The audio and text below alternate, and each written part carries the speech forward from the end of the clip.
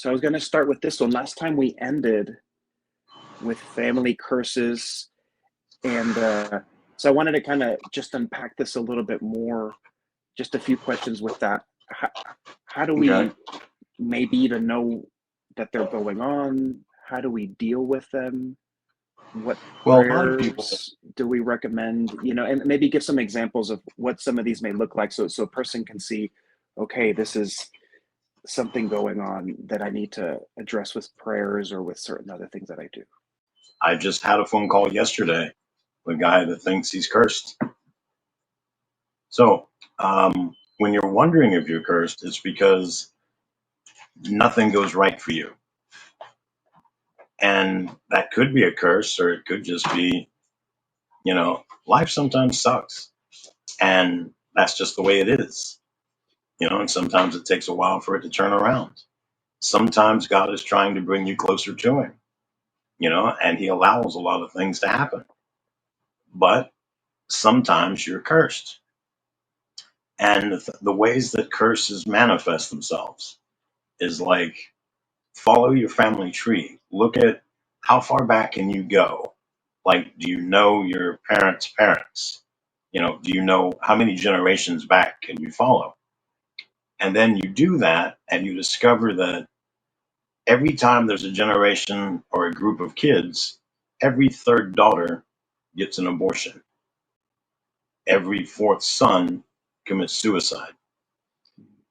Every child in every marriage gets a divorce. When things like that start happening, that's when you want to start looking and seeing, okay, what's going on here? Well, I've got friends that have been married for years and nobody in their family's ever been divorced. Yet everybody in, 3 generations of families, and we're talking 20 people, all of them are divorced. How did that happen? So you might have a curse. You just might have 20 people that pick the wrong spouse. But I've got tests I can give people. You can determine whether this is a curse or it's not a curse.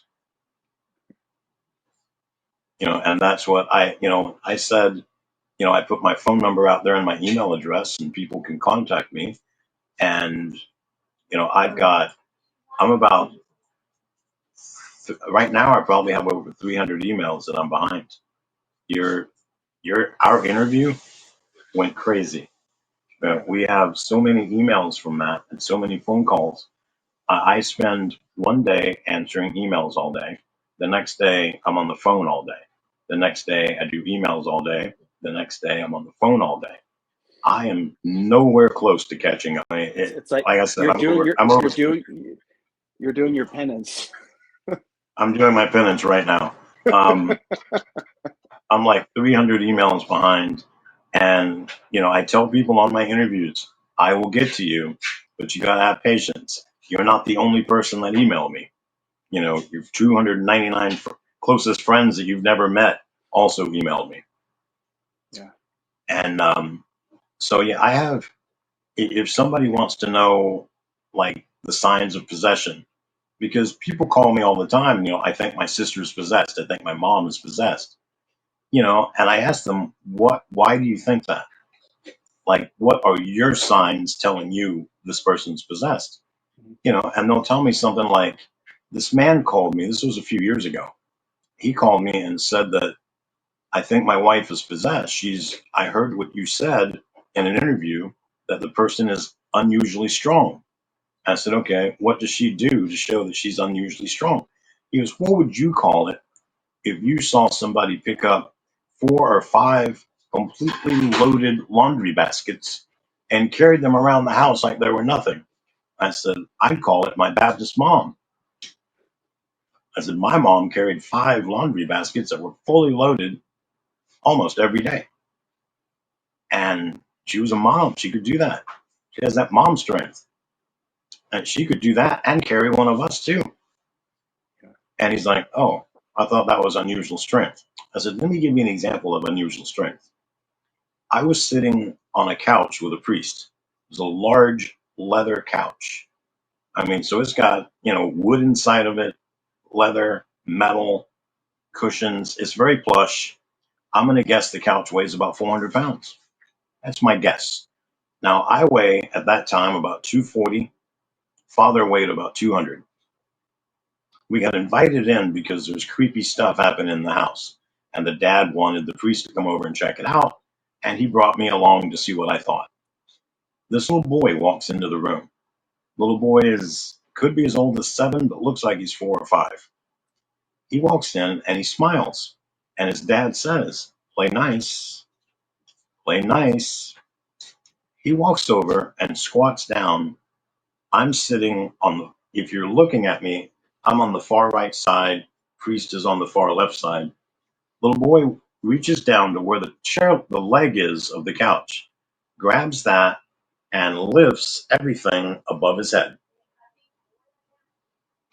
I'm on the couch. Father's on the couch. Couch weighs around 400 pounds. So this is 800 pounds. This little boy just lifted above his head like it's nothing. Like he's That's holding a little almost, matchbox car. it's almost hard to imagine, except if you imagine like a cartoon or a movie or something. Right. And because when we walked in, he said, "I'm not sure if it's an infestation or a possession. We'll determine it once by the time we're done, we'll know." So this little kid lifts the couch up with me and the priest on it. And his dad is like, "Play nice, put the couch down, don't hurt the nice men." And the kid puts it back down like that, smiles, giggles, and runs away. And I turned and looked at the priest and I said, "Possession." And he kind of giggled a little bit and goes, "Think you're right." He goes, "We're thinking that kid needs to be exercised." And the dad was like, "I'm pretty sure he does amazing stuff, but he does stuff he couldn't possibly do. And he's not holy. He talks with foul language. And, he said he can walk across the ceiling." And so he ended up getting, exorcism, but, not from us and not that day. And, but when I say unusual strength, you see your wife do something like that, she might be possessed, We should give you a but call. yeah, you should give me a call. No, for what I do, I tell you the symptoms of possession, and then you can tell me where you live. I might can put you in contact with the exorcist. Or I mean, there's a lot of areas that don't have exorcists, or there's also areas that have exorcists that don't believe in Satan. They don't believe in demons. They don't believe in possession.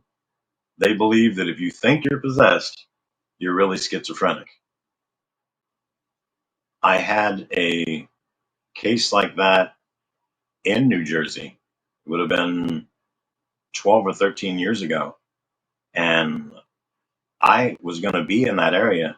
So I met with the family.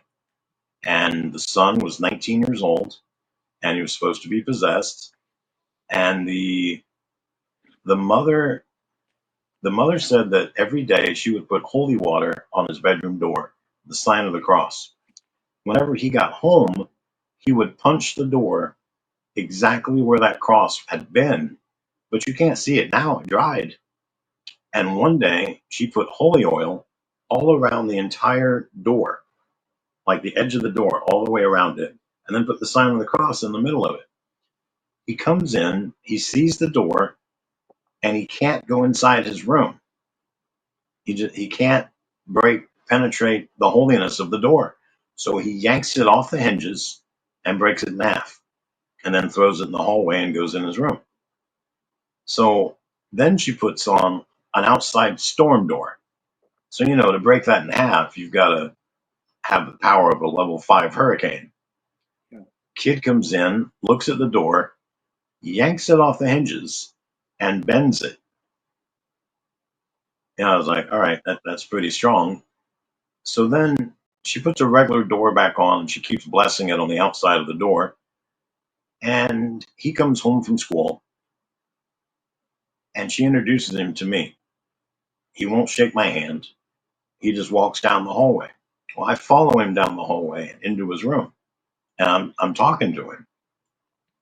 And he stands there and stares at a St. Benedict crucifix on the wall. And I said, "What are you doing?" And he stares at it for almost a minute, and the St. Benedict medal in it popped out and hit the floor. And he's not touching it.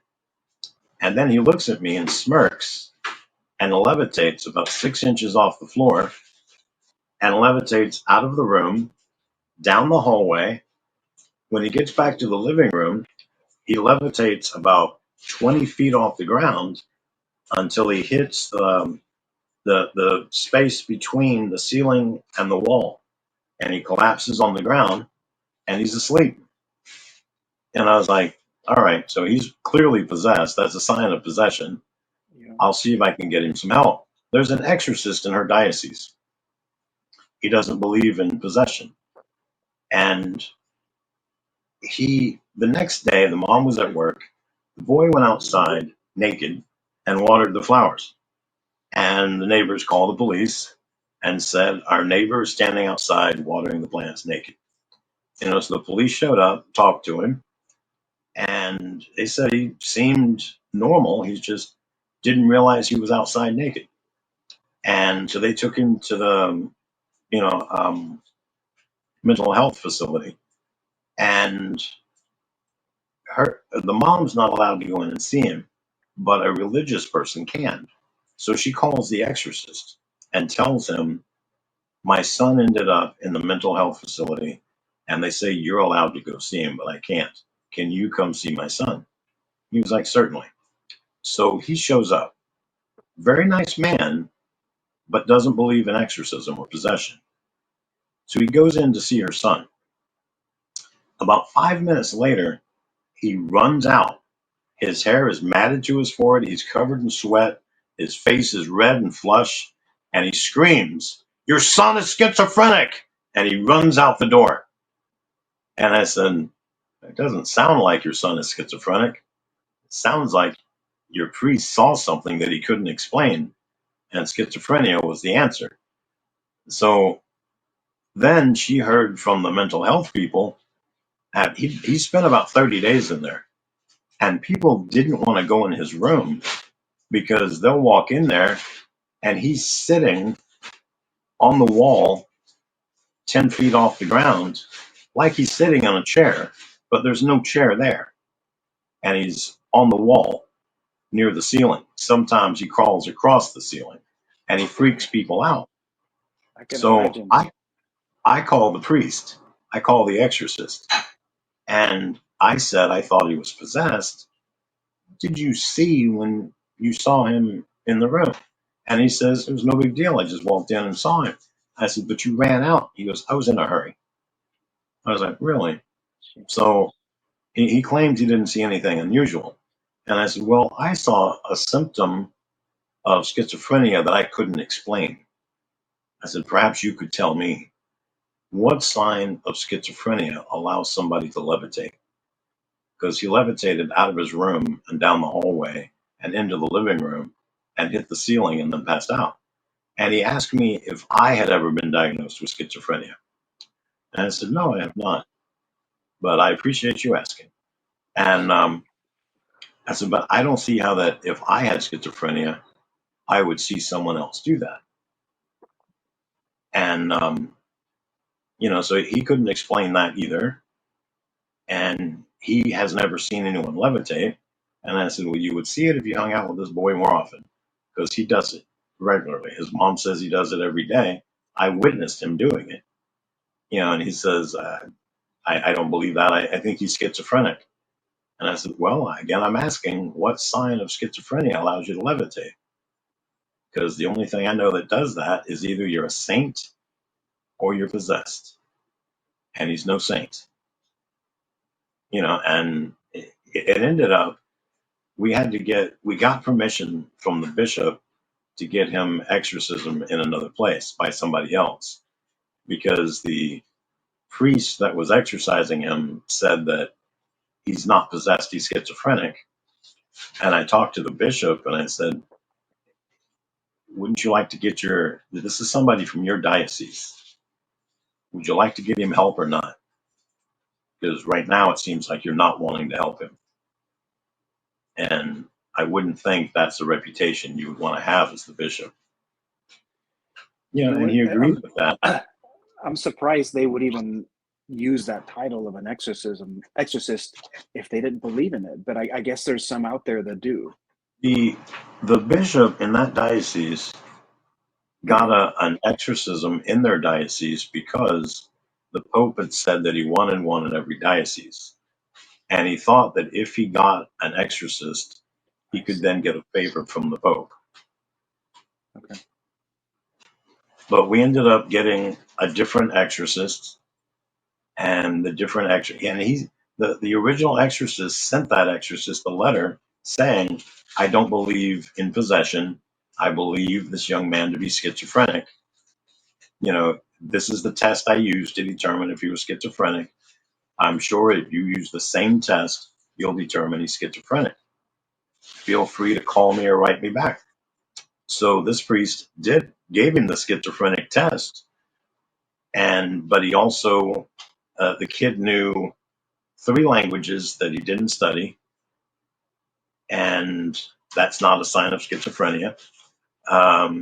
He knew knowledge about The Exorcist that no one knew, um, and then so that's hidden knowledge. And then he witnessed the child, call him a child, he's 19, levitate.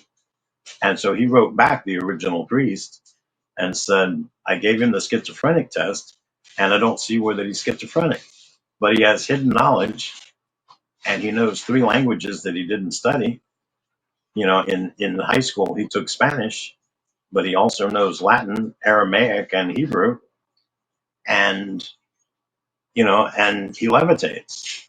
So those are all 3 signs of possession Yeah. that you don't believe." I would say, look, you had me at levitate. I don't need more proof than that. A few questions from that, because I know sometimes different people ask, is there any significance to Latin, Aramaic, and Hebrew? In other words, like, I'm sure maybe people ask you that, like, does language matter when we pray? Or maybe the question is, does certain languages irritate the demons more, or is it the content of the prayer itself? It depends. I mean, there are certain prayers that irritate demons more than others. The St. Michael prayer that I shared with you, um, my friend Jacinta read that to her friend Daniel. Daniel is getting exorcism tomorrow, if everybody would like to pray. Now, even if people don't hear this broadcast for however long, God's not limited by space and time. So if everybody hears it 30 days from now and prays for tomorrow, all God will take all those prayers and put them on Sunday, so that they'll be effective. Um, but she does like 2 or 3 hours of prayer with him every night, and he's possessed. And she said, "What do you think of this St. Michael prayer from Father Candido?" And he was an exorcist. And she reads him the prayer, and he was like, "My demons hated that. They said that was very painful, and they didn't like you reading it. They wanted you to stop."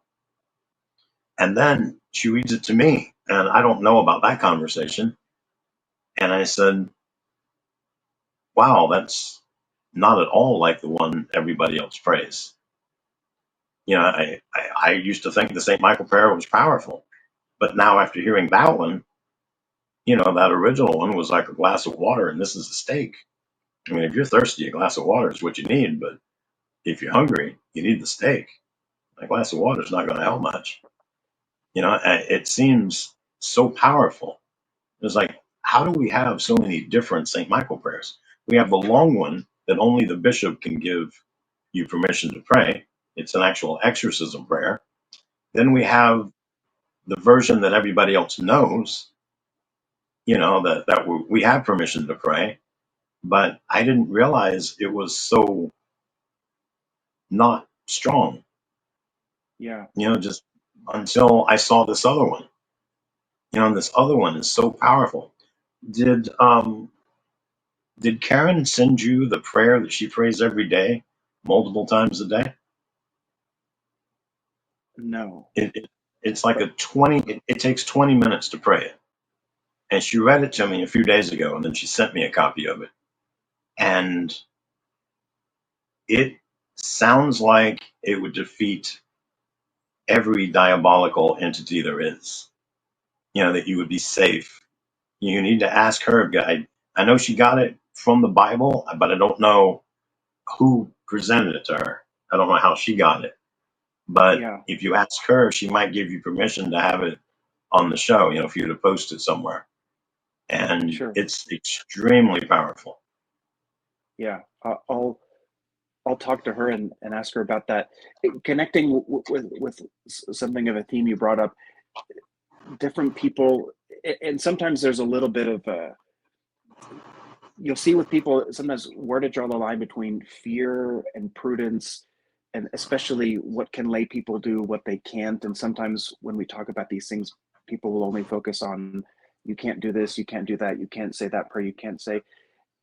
What are some general rules, and there may be some specific ones as well, for the things that lay people can do in terms of spiritual warfare, so that they know, look, these are the weapons we have, don't be afraid to use them. You might get a few arrows here and there, that doesn't mean you're doing it wrong. Maybe what are some guidelines for Um, that? well, to go back to the previous question about languages and things with demons, because I was going to launch into something else. Um, Latin is the official language of the church, and that was our mass for almost 1,500 years. And then, we got the Novus Ordo. Um, have you ever seen the documentary Mass of the Ages? It comes in I three was parts on actually, YouTube. I'm supposed to do an interview with them soon. It was a really good documentary, and it told about what the Mass was, what all the prayers mean in the Mass, and what they turned it into. And that it seemed like it was an experiment because they were trying to attract the Protestant crowd to the Catholic Church. And instead, the experiment pushed the good Catholics out of the Catholic Church, and it didn't attract any Protestants. And they said that now, since the experiment has failed, we should eliminate the Novus Ordo and all go back to the Latin Mass. I mean, there seems to be a problem with some of the Latin Mass goers and the Novus Ordo goers. And there seems to be animosity going back and forth, and everybody looks at it, I think, incorrectly. It's like, don't look at it as you're right and they're wrong. Look at it as you like this type of mass and they like that type of mass. And just be happy that you're able to go to mass, because we had a time for a while where nobody could go to mass. It didn't matter if you were right or wrong, Yeah, you weren't going to mass. And that was a very, very sorrowful time. That felt like the only rosaries I could pray was the sorrowful mysteries, because that's yeah, all I we understand. had was sorrow in our hearts. It's like I want a bishop that doesn't close the doors when COVID comes out. That isn't afraid, that knows that Jesus isn't going to give me COVID. And he can give me the Eucharist on the tongue because he's not going to pass COVID along to me. And that didn't exist during the lockdown. Actually, Mhm. during the lockdown, I was able to go to Mass. I think it was the week before Easter and the week after Easter, but not Easter Sunday. But I was only able to go to Mass because St. Pius X would drive to our town and hold an outdoor Mass, and you had to do the 6 foot distancing and I'm in a wheelchair. So he would come up to the car and give me the Eucharist. But in between each time that he touched the Eucharist, he had his hands doused in hand sanitizer. And I was like, what's wrong with you? Jesus isn't going to give anybody COVID. But praise God, I was able to go to Mass during that time because all my churches in my diocese were closed. Yeah, yeah. The only time I was able to go to mass, then, praise God, was on Divine Mercy Sunday, because a priest friend of mine asked me to hold the camera, because they were doing it, broadcasting, and he did that Mhm. essentially as a favor. So that was a huge grace. Oh, Divine Mercy So Sunday is such a beautiful mass. yeah, so it was. I mean, it's exactly what it was. It was just a huge outpouring of mercy, especially in that year. So to the question of what are the things that lay people can do? Because sometimes people will focus on what we can't, and then there's this sense of kind of fear Well, and we have so much stuff we can do in our church. I mean, the stuff that we're limited against, generally, if you're a lay person, you can do some deliverance, and if you're the head of the household, you have authority over your household. You can anoint your children, you can anoint your wife, um, you can pray over them. You don't have authority to do exorcism. Nobody but a priest ordained by the bishop has that authority. And we have the long version of the St. Michael prayer. Most bishops don't allow their parishioners to pray that because it's an actual exorcism prayer. But everything else, I mean, we're allowed to use Epiphany water, regular holy oil, exorcise salt, the palms from Palm Sunday, um, all the sacramentals and sacraments of the Catholic Church are at our disposal. I don't know how many different colors of scapulars there are. I said in an interview a few days ago, there's something like, seems like 20. I've seen so yeah, many of them, and every time I think I've seen them all, somebody's wearing a new one. yeah, Um, but you've got all of those to use. You've got the Epiphany blessing on your house, where you bless the outside door, and then you can do all the doors in your house. And then I recommend putting Epiphany water inside spray bottles. You feel something in my house, and I don't know what it is, spray that Epiphany water everywhere. That demon does not want to get touched by that. It's extreme holy water. It's like thermonuclear holy water. yeah. And if you're thinking I can only get it at Epiphany, it's wrong. Look up the formula for your priest because he can do that blessing year round. He can the only thing is he may not have time to do it. Priests are Yeah. extremely busy. He has to exercise the salt, then he has to put it in the holy water or in regular water, and then it takes between 20 and 40 minutes to bless that. It's a very long prayer, and then he has to bless chalk because you use the chalk to write over your doors, and then you spray the Epiphany water everywhere. But it's supposed to It's be that there were people that put that on their houses and their houses didn't burn in the LA fires. yeah. There's people that put that on their houses and then a tornado or hurricane goes through and destroys every house in the neighborhood except theirs. I That think that's a mighty prayer. people don't realize how much that blessing goes with it, and we can't see it, so we think it's just, maybe some people think it's just like a nice gesture, but if we saw with spiritual eyes, we would see the power that comes with that Like, blessing of protection, or of other things. right. I try and bless my children every night. I'm the head of the household, so I do the sign of the cross on their foreheads and I bless them in the name of the Father, the Son, and the Holy Ghost. And people don't realize the power of that blessing. It's like I'm keeping my children from having nightmares at night, and it's not the nightmares that their brain would conjure up. Everybody gets those, but it's stopping demons from being able to whisper in their ears. Yeah. I have a blessing that a priest gave me in 2011. An exorcist asked me at a conference, "Do you ever have dreams that you find really disturbing?" Yeah. Well, I was in child pornography when I was a kid, and now I'll have a nightmare of being with those same children. But when I see my reflection, I'm the age that I am now, and I'm with a child, and everybody in the room is people that I worked with back then, but they're all pointing and laughing now. Or they're dressed in black robes, and it looks like they're getting ready for a satanic ceremony. But I'm an adult, and I'm with all these children in the room, and I can't wake up. And by the time I do wake up, I'm gasping for breath. My heart's in my throat. It's pounding as hard as it can. I'm covered in sweat, and I'm scared to death when I wake up, and I feel like I'm having a heart attack. And then I can't go back to sleep.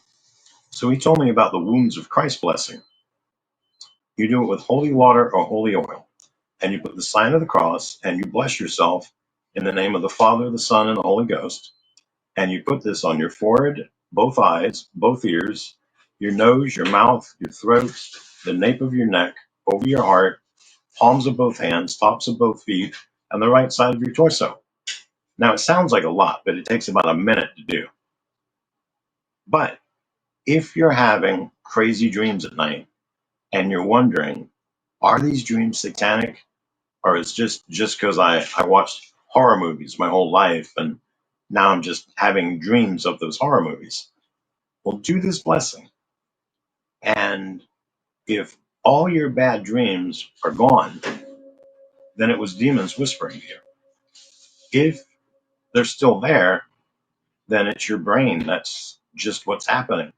Maybe you can find a way to reprogram yourself, and so you'll have different dreams than what you're having. But demons can't speak through that which is holy.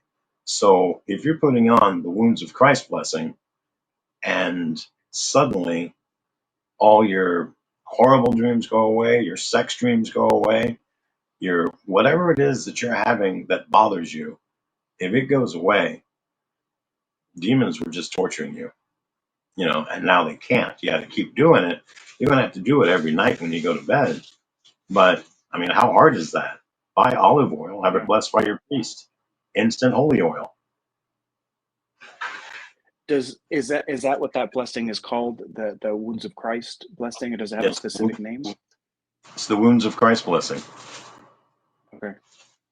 Yeah, I mean, for the effort that people have to try to have good sleep, I'm sure this is no effort at all. Anyway, it should be part of our regular routine. Everything. I mean, if you have access to holy water and holy oil and exercise salt, why not cook with it? If you think that, oh, I'm sure my husband or daughter or son or wife is possessed, why don't you cook with all that and see how they react to it? If there's no reaction, there's a good chance they're probably not possessed. Yeah. I gave a test. I had an exorcist that he said he couldn't determine if this person was schizophrenic or possessed. He said that the symptoms they have mimic both. Do you have a test to test that? And I said, funny you should ask. I just had given a test to somebody else. And I said, get a spray bottle and put tap water in it. But put a label on the outside of it that says holy water. Got holy water and put like a picture of a crucifix on it, or actually put a crucifix on it. And let it just hang off the bottle. And it says holy water. And put it someplace in the room that's a prominent place. So when this person comes into your office, they see that bottle. And tell them that you want to see if this burns the demon or not. It may not. It doesn't always work. And spray her with it. And if she flops around on the floor talking about how bad it burns, you know she's schizophrenic. Because that's just regular tap water. And he was like, you're brilliant.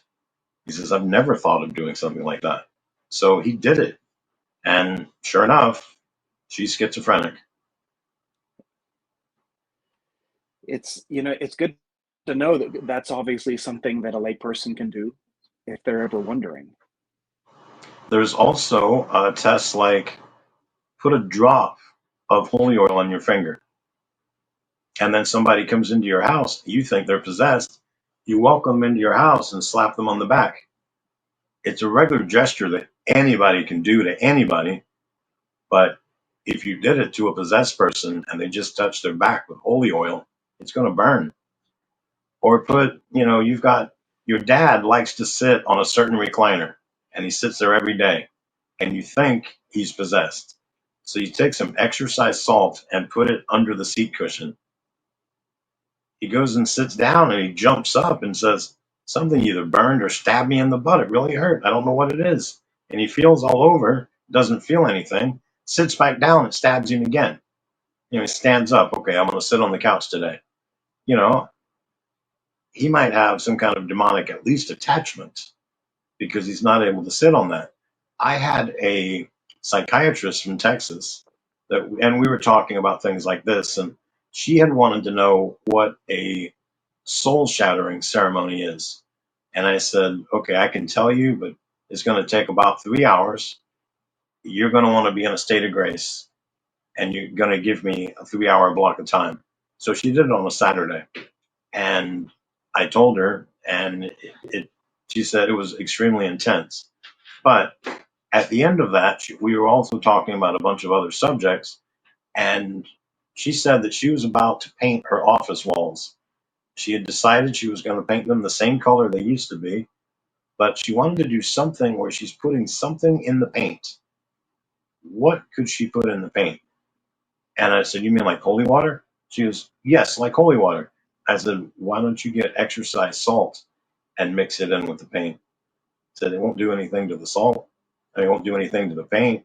No one will know except possessed people. And, so she was like, oh, I'll do that.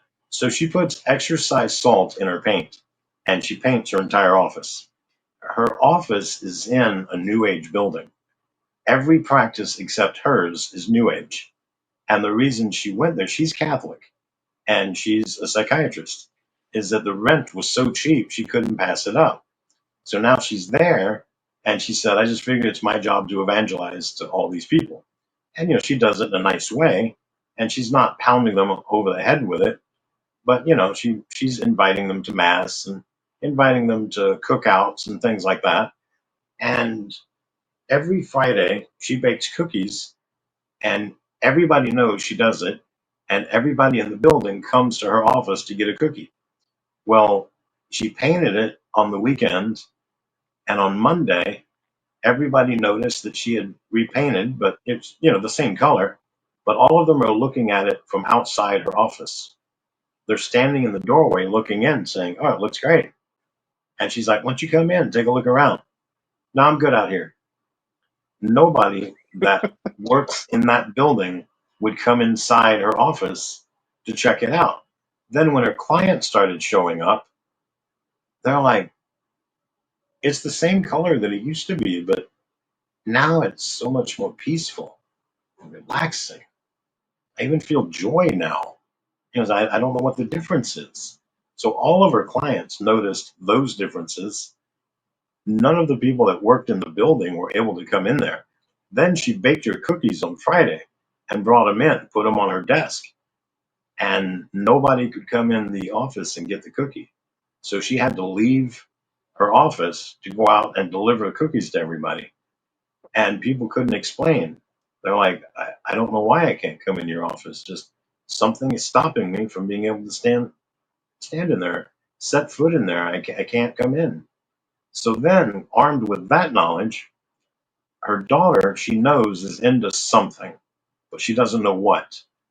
But her daughter doesn't talk to her like she used to. She's a teenager. She's clammed up. She's just in her own little world. And so her daughter comes home late at night and goes to bed. After she's asleep, mom comes in there and puts exercise salt all the way around her bed and thinks, I wonder what that'll do. And then mom goes to bed. Sometime in the morning, the daughter screams. I mean, it's blood curdling. It's rough. And the mom runs in there to see, what's going on. And she's like, I can't get off my bed. She goes, I don't know what's going on. I can't put my foot on the floor. I can't even swing my legs off the bed. And she shows trying to swing her legs off the bed, and it's like her feet are hitting something. Or like she's sitting on the bed kicking out, but her legs are stopping at a certain point. and she can't go out any further. She's like, there's a wall there. I can't get out. I don't know what's happening. Help me, Mom. And Mom says, honey, we haven't been talking much. And when I ask you questions, you just scream at me and you run away. And so I was talking to somebody and they told me to put exercise salt around your bed while you're asleep. And that if you can't get off the bed, then you've got some kind of at least demonic attachment. And that you probably need confession. And she's like, I do need confession. Give me a priest right now. So, but he's going to have to come here because I can't get off the bed. So she calls a priest and tells him what she did and what's happening. He's like, I'll be right there. So he comes over and she gets confession. And then she tells the priest something and he calls her mom in the room. And she says that she's been having sex with her boyfriend and that she's on her period right now. And her and her boyfriend drew magic symbols on each other's bodies with her menstrual blood. Oh gosh.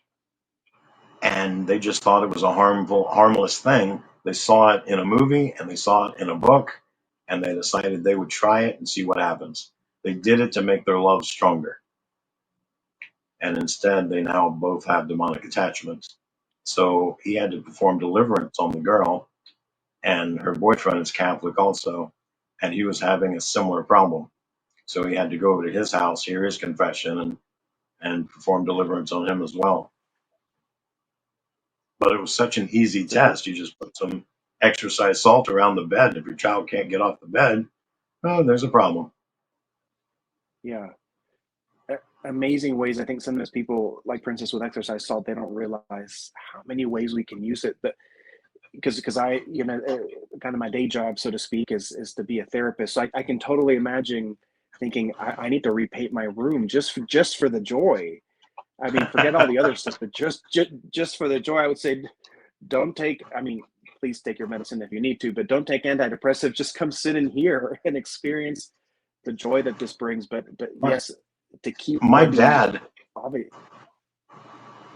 my dad had listened to me and my ex-wife talk about adoration this and adoration that, and going to adoration and just coming back from adoration, and I need to go spend some time in adoration. And every conversation was about adoration or mass. And I'm pulling up to the adoration chapel and I'm asking my dad, because he's Protestant, do you want to stay in the car with the air conditioner on or just all the windows up? You tell me. I don't know how long I'll be in there. And he says, where are we? And I said, oh, this is the adoration chapel. And he goes, oh, I'd like to go in. I was like, really? Why? And he said, because I want to see what all the hubbub's about. He says, you guys, every other word out of your mouth is adoration. So I want to see what it's about. So I said, okay. And I helped my dad get in there. He's on a walker. And, at this time, he was probably like 81, 82 years old. And he walks in. I open the door. We have the type of adoration chapel that if nobody's there, if somebody's going to leave, you can shut down the whole thing so that Jesus isn't left alone. It's the monstrance was custom built in Italy, and Father Dennis Cooney was the priest that had it made, and it looks like a work of art. It's got this like burgundy area, and that's where the Eucharist goes. And then there's a door that can close for that. Or, if you're going to leave, you close the door, turn out the candle, and turn out all the lights.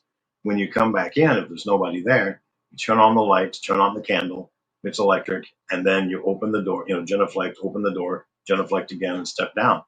And it's like, and then it's this large silver, it looks like there's a burst here and a tail that goes off to the right. And it just looks like a work of art that would go on your wall. It's probably like 5 feet wide or something like that. But that's our monstrance. And so my dad comes in. I do all the genuflecting and turning on everything. And my dad is sitting on the very back pew, and I'm sitting about halfway. And I have a little conversation with Jesus, and tell him, hey, you've never seen my dad at adoration. What do you think? And then this large Mexican family comes in.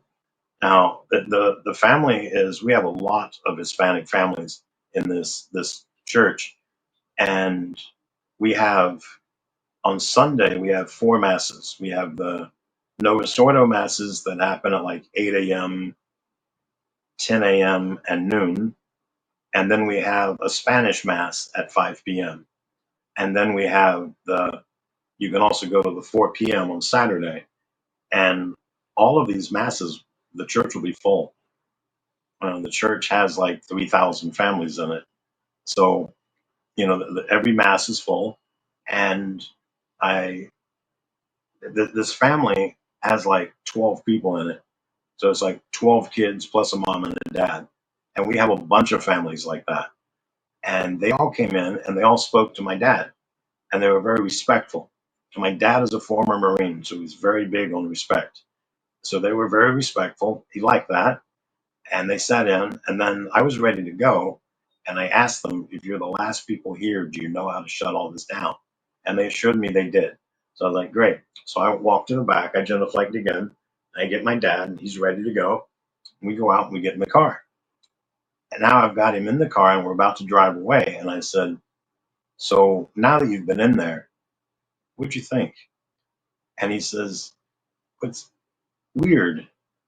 He said, I have never been in a room and felt such joy and peace and love from just being in a room. He says, I'm with you at home.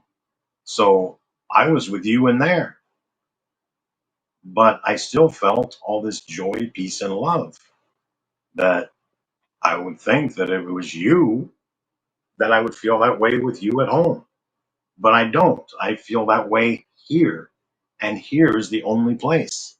And I said, well, let me tell you why that is. I said, you know that you're Baptist, so you believe the Spirit of God is everywhere. He goes, yes, I believe that. I said, well, did you see that artwork on the wall when I took a door and I opened it? He goes, yes. I said, did you see what was in it? It was round and a big, kind of like a big wafer. He goes, yes. I said, okay, through transubstantiation, our priest converts that from being mere bread to being the body, blood, soul, and divinity of our Lord Jesus Christ. And I said, and that exists in every Catholic church around the world. So you were sitting in front of the literal body of Christ. And he's like, wow, well, I felt it. He said, is that at the Mass too? I said, yes, it's at every Mass. They do that right in front of us. They consecrate the body and the blood, and then you go up and you take it. If you're in a state of grace and you're Catholic, and he was like, that's amazing. I think had my dad lived longer, I would have gotten him to go to Mass, but I failed until he died. But before he died, I said, okay, I know you're Baptist, but do you really want a Baptist funeral? And he was like, I don't care. I'll be dead. I said, can I give you a Catholic Mass? He goes, yeah, yeah, that's fine. I'll do that. So I finally got him to a Mass. But if you're wondering, how many Masses does it take to get a Protestant at least to purgatory? My friend Sister Purity bought my family Masses 2 months before my dad passed away. So he had 60 Masses before he died. So I'm thinking it takes 60 Masses while he's alive to get him to purgatory, because I knew God would not have taken him until it was his time. And maybe his time meant that, well, he's got to have, this many Masses, this many blessings, and, this many graces, and this will get him into purgatory, So, and he died. so that could be because people sometimes ask, how much should I do for my Protestant family member? And I'm sure it depends on the person, but it makes sense. Our souls are costly. 60 masses, maybe minimum. Well, there's a book, I don't know what it's called, but it lists things that you get, graces you get for every prayer you do, every time you cross yourself. There's a pope and it's mainly popes that have decided this. There's a pope that decided that every time you cross yourself, it eliminates 30 days from purgatory. So, I mean, if you did 5 of those or 6 of those while you're praying a rosary, that's 180 days that you've eliminated. The thing is, we don't know how purgatory time is, tallied up. Yeah. Is a sin a million days? Is it 1,000 days? Is it 10 days? Time stands still when you're there. So you might think you're there for 1,000 years, but you've really been there for like 3 or 4 days. But the different acts that you do, different prayers. The Our Father is worth something. The Hail Mary is worth something. The Glory Be is worth something. The Fatima prayer is worth something. Every prayer is worth something in the afterlife. So everything that you do, when you die and you go to purgatory, you should probably ask God, okay, so how long do I have to be in purgatory for? And how much less do I have to be there? Because of all these different prayers that I did that popes had decreed, counts all this time off. Also, how many times I walked through the divine mercy doors, and that eliminated a lot of my purgatory time. They would tell you on Divine Mercy Sunday when you step through the mercy doors, they were like, now would be the perfect time to get hit by a bus. Because, if you die right now, you instantly go to heaven. There's no purgatory time. And Gosh, yeah. there's all these little things that so many people don't even know about. There's so many things that give you plenary indulgences that, we don't even know about. Like if you go to Mass on Divine Mercy Sunday and you go to confession within 7 days of that, and you take the Eucharist and you tell God, I'm going to try my best to never sin again, that's a plenary indulgence. And you can do it once a year because it's Divine Mercy Sunday once a year. We have other masses that just going to that one mass, that just saying an Our Father for the Pope gives you something. It's amazing. God gives us so many opportunities to not have to burn in purgatory for forever, and He gives us so many opportunities to also not go to hell, and yet we all seem to be complacent with our sin, or we listen to that, like my dad said that he went to many Protestant funerals where the Baptist preacher was talking about how that they're up in heaven right now, they're on the back nine, everybody goes to heaven and everybody plays golf when they're there and everybody's having a great time, and it's like, really? Because that's not how my faith works. According to the Protestants, when I was Protestant, once you accepted Jesus into your heart, if you decided to go rob a bank and kill a bunch of people while you were there, and on your way to your getaway car and you happen to kill a couple of people, and then you raped a bunch of women, and eventually you got caught, I mean, you're going to go to prison, but when you die, you're still going to heaven because you accepted Christ into your heart. And, I said, faith without works is dead. He goes, that's not what the Bible says. I said, that's what it said before Martin Luther changed it. Yeah, people don't Before he took realize 7 books out. they don't realize all the treasures we have, and maybe even just the faith itself. Speaking of sacramentals, I was gonna unpacking some of the things that you'll commonly share in your testimony. You had that incredible experience with the miraculous medal.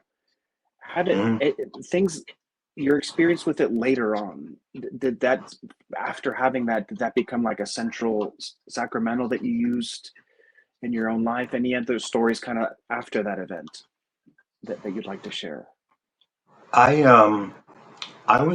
spoke at the NACOM in 2015. It's the North American Committee on Divine Mercy. and that was in Oakland, California. And so it's the National Shrine of Divine Mercy that hosts it. So it's all the priests from there. It's like, Father Chris Alar and back then Father Michael Gately and Father Anthony Gramlich. He was the rector at that time, and uh, Father Calloway, and and then they have a bunch of seminarians.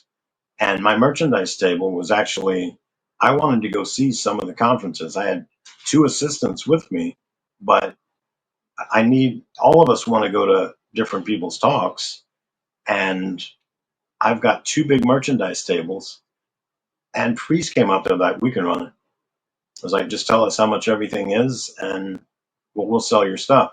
So I didn't think they would sell anything. So I left. I was like, oh, well, I won't make any sales for like an hour or so. That's fine. When I come back, half my stuff is gone because people are coming up going, what should we buy? And they're like, you should buy one of each of everything. I was like, you tell people that? Okay. I was like, maybe I should say that. Because I was just trying to, let me help you buy this one thing. They tell me what their problem is. I pick up one thing and hand it to them. And here these priests are like, you should buy one of each of everything. So this woman comes up, and at that time, my ex-wife used to make rosaries, and they were beautiful. And sometimes they're made with semi-precious or precious stones, and they're expensive. But we would get the price for them. Now, we didn't get the price for her labor, because if we did that, it would be like 5 times more than what it was costing.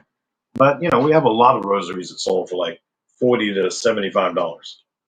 This woman comes up, sees one of these rosaries, and starts sobbing that it is the most beautiful rosary she's ever seen, but she doesn't have any money and she can't buy it. But if she had it, she said she doesn't pray rosaries every day because she doesn't own a rosary. If she owned that, she would pray it every day. And she's about to walk away. And this priest walks up and he goes, wait a minute. And the priest walks up, takes it off of its display, excuse me, and says that he'll buy it. And I said, how much is it? And it was $40. And I said, I'm sure we can give you a discount, Father. How about you give me, and I was going to say like $20 instead, but he was like, no, I want to pay the full price. Yes, Father. So we charged him $40. He takes the tag off and he gives it to this woman. And he says, and he blesses it. And then he says, the condition of me buying this is that you have to promise me you will pray it every day. And she's like, I promise, I will, I will. And then she finds out that I'm giving away miraculous medals, and they're blessed at my table. So she takes one and she puts it on the rosary, and she walks away. And then a few hours later, it's about 3-4 hours later, she comes back, and she brought her daughter with her.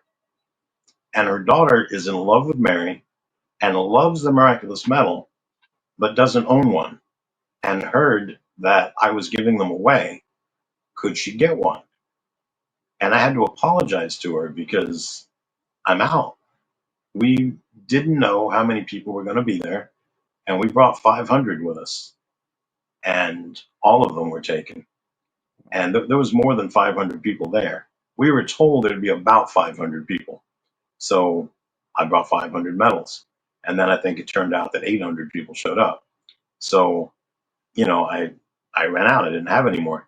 And I apologized to her. And I started telling her, here's my business card. Call me or email me and tell me your address, and I'll mail you one.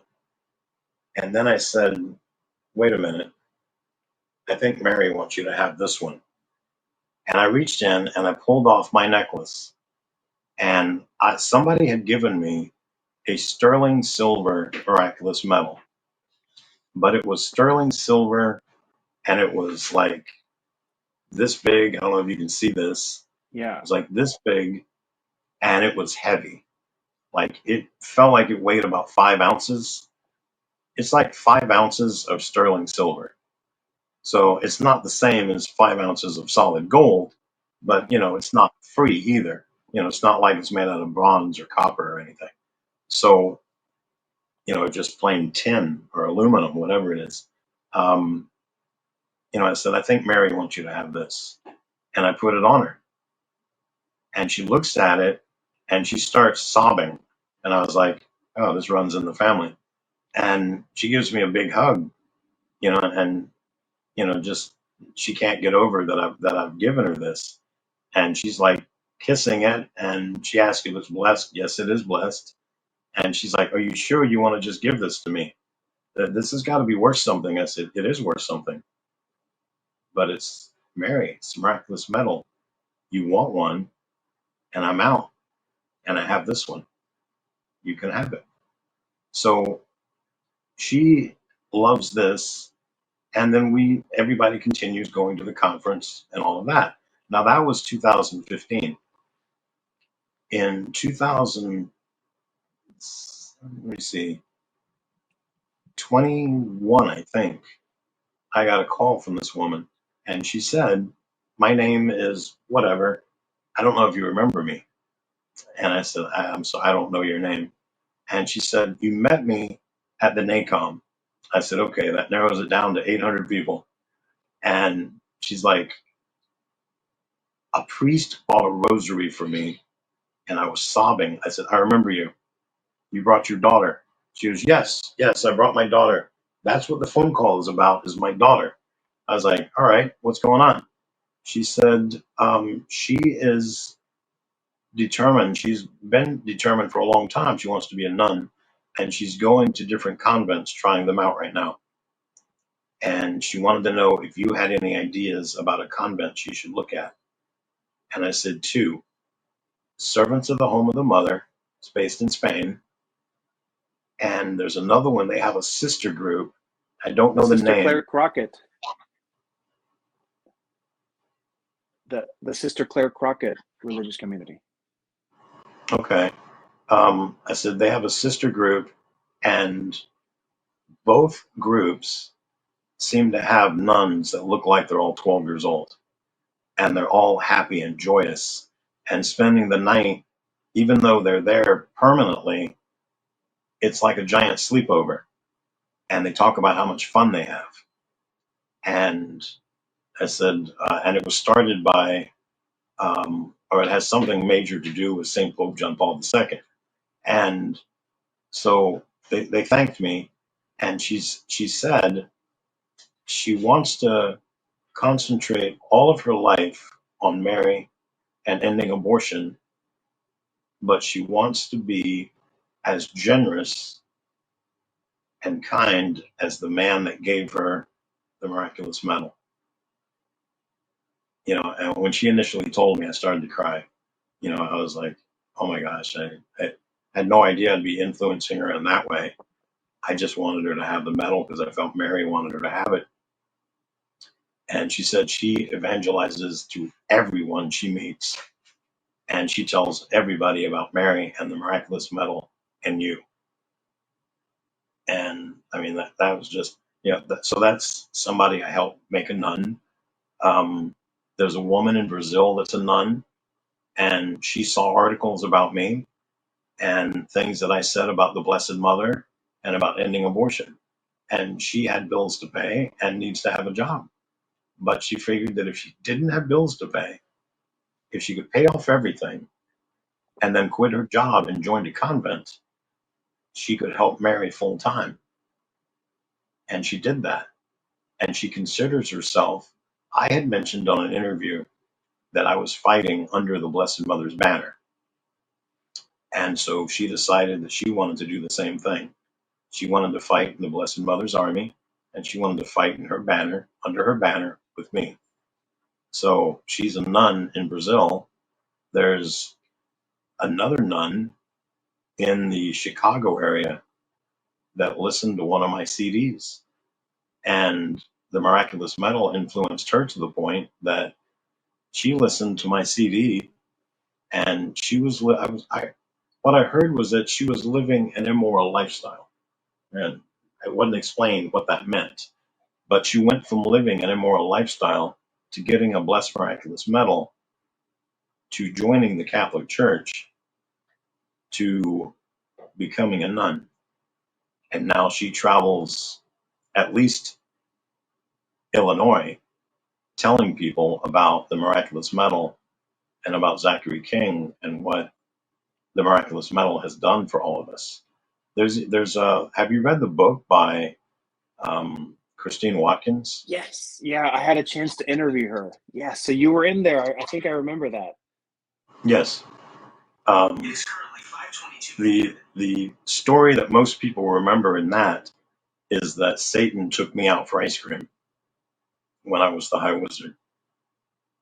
He showed up at the office that's in Chicago. It's in downtown Chicago. And I had heard that a man was supposed to be meeting with me. And I'm dressed as the High Wizard. I'm in the CEO's office. And this guy opens the door. And I look at him and I said, I think you're in the wrong room. And he says, you're the High Wizard. I'm here to see you.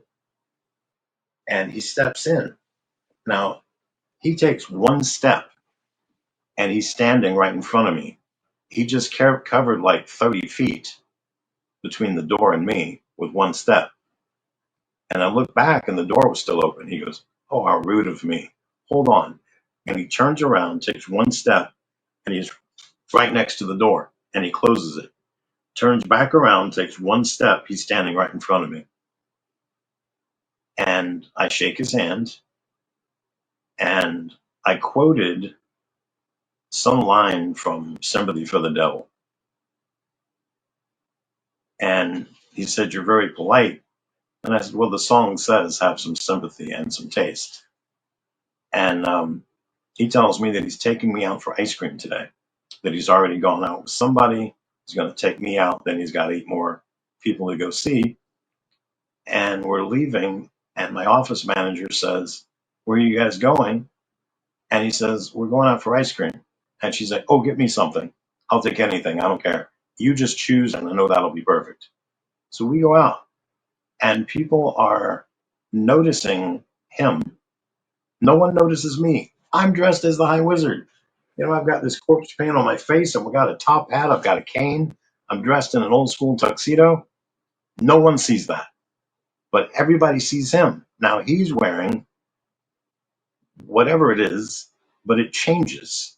Every 30 seconds, it morphs into something else.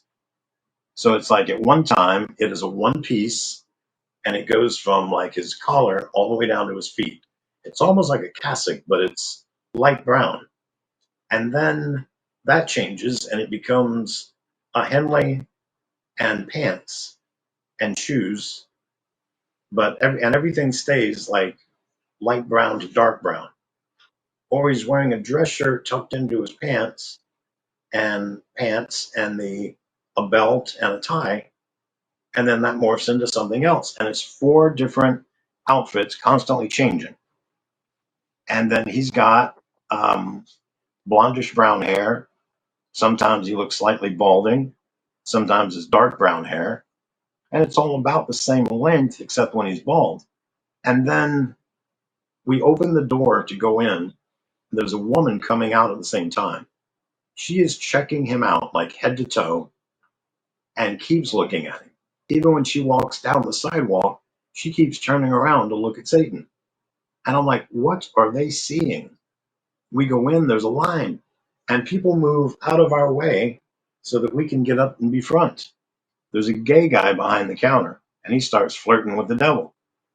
And I'm thinking, what are you doing? Do you not know this is Satan? You're going to be meeting him later if you don't change your ways. But, and then we order. And I think my memory is that he got pistachio ice cream in a sugar cone. And I told this in another interview. And that guy said, Satan sounds like a pistachio kind of guy. So I don't know what that means. I don't know what that means, but okay, I'll just take that.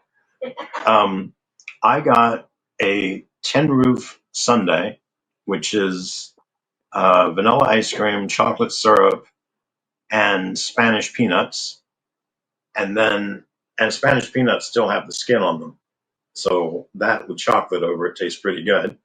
And then he got a banana split for the office manager. And then he said, "You're doing a great job. Keep up the good work. I've got to go. I've got more high wizards to see." And he walked out the door and disappeared. And everywhere he went, every eye was on him. And then I walked back to the office and I give her the banana split. She's like, "That's perfect. I haven't had one of these in years." And she's like, "Where'd he go?" And I said, "He disappeared after he dropped me off at the ice cream shop." And but yeah, it's like that's the story that everybody, they don't focus on, I'm given a miraculous medal and that converts me from being a Satanist to being Catholic. Yeah. No one concentrates on that. They're like, "The devil took you out for ice cream." Yes, thank you. Thank you for noticing the elephant in the room. Yeah. It's interesting how sometimes the more, just like the miraculous medal, the smaller kind of things that you can look over, which usually is kind of how you know God to be. He likes to hide to see if you find him, and but he's really the one that has all the power. But he makes it seem Right. as if he doesn't. He hides himself, makes himself very subtle, very hidden, very humble. I wish everybody had the ability to come to this conference, but that I'm having in Newark, New Jersey, but there's only 600 seats available. So, it's going to sell out fairly quickly. Luckily, we are doing it Zoom so people can, do it online as well. There's a Yeah. guy there that's going to be there. His name is Tommy Houlihan, and that's somebody you should interview. Tommy, he's only going to be speaking for like 20 minutes, but he owns Times Square Tattoo in Times Square, New York, and he gives out miraculous medals to everybody that comes to his shop. So if you're dropping off mail or a package, or you're coming there to get a tattoo, or you just want to get some pricing, he's going to give you a miraculous medal. And he's got them in like 4 different languages, because those are the majority of the countries that come see him are the ones that, he gives them out. So he gives them out in English, but he also gives them out in French, and I think Italian and maybe Spanish. I'm not sure. Not sure the fourth language. But he gives out miraculous medals, St. Benedict medals, and then he also has a bag of just random saint medals. And somebody will come in and be talking to him about something, and he'll get the right saint medal out and say, "This is the saint medal for you." All of his medals are blessed. And if you look in his tattoo studio, he has pictures of Mary and saints all over the walls. The only non-Catholic picture he has of is he has a picture of Mr. Rogers. And then he also has a church pew in his studio. So if you're waiting for a tattoo and you need to sit down, he has a church pew for you to sit on. The studio has been blessed by a priest, and he also got permission. He talked to like 4 exorcists before he did it, and said, "I've owned a tattoo studio for 30 years. I've been an artist for 30 years. I want to evangelize. This is what I want to do." And he says, "People come into my tattoo shop that will never set foot in a church. So why don't I evangelize to those people? Why don't I give them a blessed miraculous medal and explain what it is?" And then they take that. They go, somebody from France is going to go back to France, and therefore that miraculous medal is going to France. Think about how many people potentially he can evangelize to just by giving one medal to one person. And that's my mentality. I give out miraculous medals. I give them out on my merchandise table at my conferences. I also give them, if anybody orders any merchandise from me, there's like 1 or 2 miraculous medals thrown in the package. Um, if somebody calls me and says, "I have 10 kids and it's me and my husband works, I don't, we're not made of money, and we'd like to have 12 miraculous medals, but I went to the bookstore and they're like $5 a piece. That's $60. We can't afford that." Is there any way you can help us? Well, we have benefactors that buy miraculous medals for us, and they buy them by the thousands. We get a huge box of them. We take them and get them blessed by a priest, and then we give them away. We don't charge for any of our stuff. We don't even charge you shipping.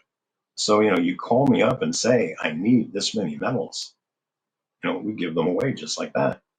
I have somebody that I just became the spiritual director of, and she evangelizes with miraculous medals. And she said that she started buying them from St. Paul Street Evangelization because they're cheaper there than anywhere else. And I said, are you a member? She was like, no, I didn't know you could be a member. I said, yeah, it costs like $15 a month or something like that. And then it gives you everything in the store discounted. So like the miraculous medals cost like 22 cents normally. If you're a member, then they cost between 16 and 18 cents. Depends on which ones you buy.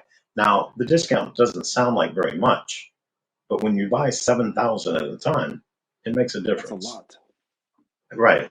And so we've had 7,000, 5,000, 3,000 bought for us by different people. And she's like, how many can you afford to give me? I said, how many do you need? She's like, at least 10. And I said, you're just going to evangelize to 10 people? That's not very many. Yeah. She was like, well, what can you afford to give me? I said, they come in bags of 100. How about I give you that? We'll start off with that and see how that goes. See how long it takes you. I said, if you need more, give me a call. Let's see how it goes. But I mean, I can't afford to do that obviously with everybody. But, as long as I have benefactors, I can afford to do it to some extent. I can easily give out one to each person. Mm-hmm. And these things are blessed. Who's to say that I'm the only instant conversion? There could be a lot more. We're not hearing about them. Yeah. And who's to We're not say who's to get that? we're not giving the medal, the Blessed Mother, a chance to work through the medal in the lives of other people. Right. There's people that they think that God works instantly. And it's true, he does sometimes work instantly. But he doesn't always do that.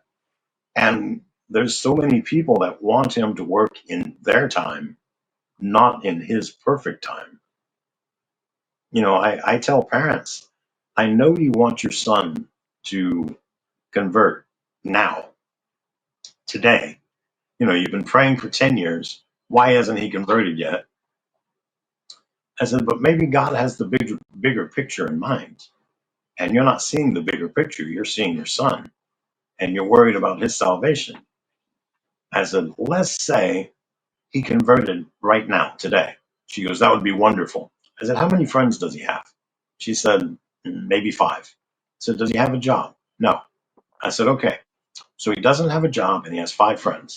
And if he converted today, he might affect those 5 friends. She goes, yes. I said, but let's say 10 years from now, he gets a job and he's super popular and he knows 100 people and he knows everybody at work plus 100 friends outside of work. And then he converts. Look at how many people he could affect then as opposed to now. Mm-hmm. And it would be such a big deal because at that point he would be in his 30s. He'd be well established. He's got this good job. And they all know that he's an atheist. And suddenly he believes in God. What happened to change your life? And he's going to change lives. He's going to change all the lives that God knew he would when he converted him at the right time. His perfect timing, not your timing. And these are things that don't occur to people. They want God to work in their timing. It's like, you need to let God do his thing.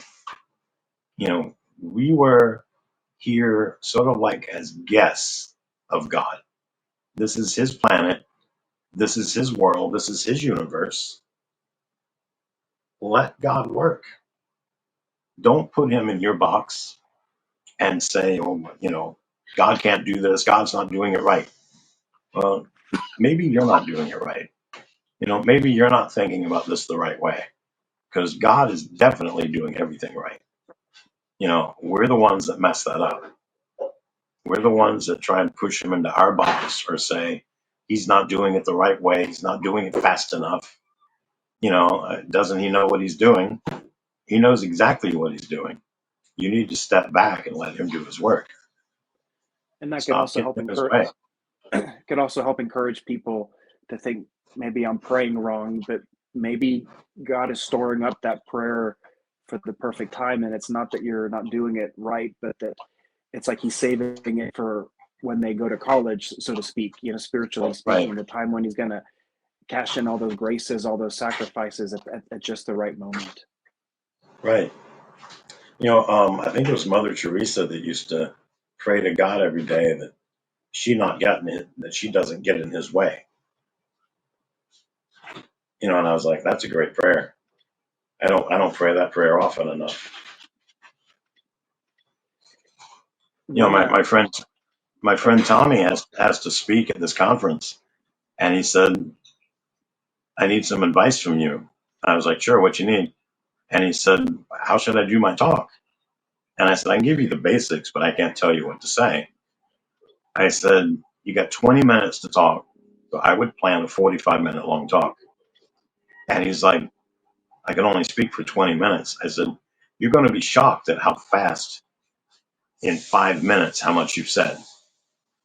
I said, 5 minutes doesn't sound like much time, but you can talk a lot in 5 minutes. And if you don't have 45 minutes worth of material, you're going to run out of material in about 8 minutes. And what are you going to say for the other 12? And I said, so plan it out for 45 minutes, speak for 20,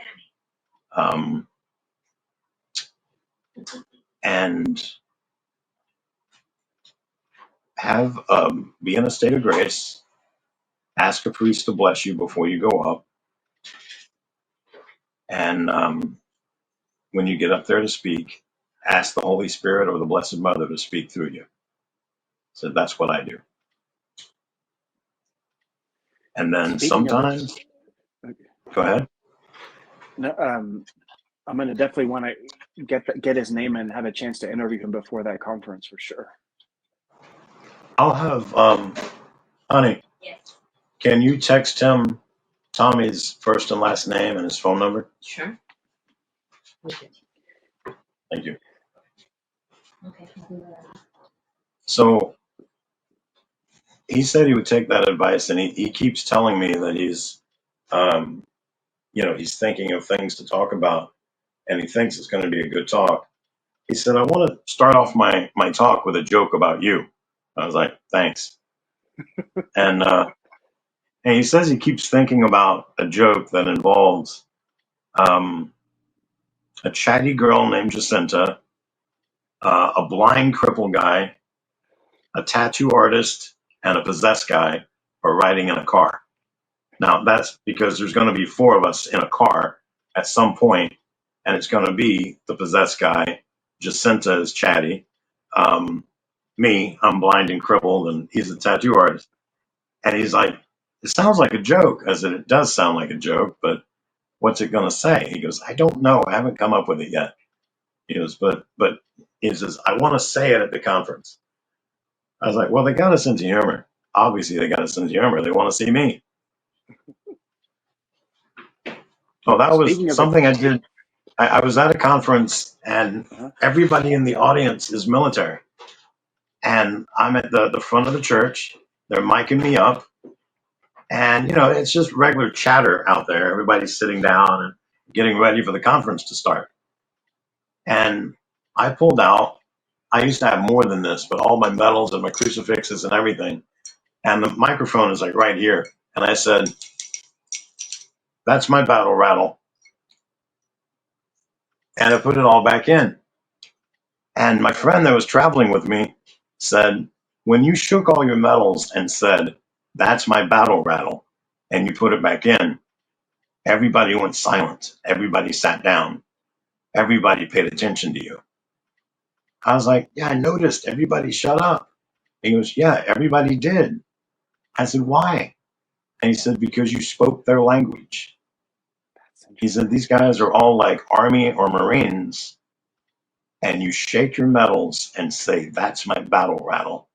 He said, when they're running through the fields and they've got their guns and their backpack and their grenades and all their stuff on them, it all moves, it all shakes. And all that is called battle rattle. And you said it. You said, this is my battle rattle. And they were like, oh, he's one of us. Let's pay attention.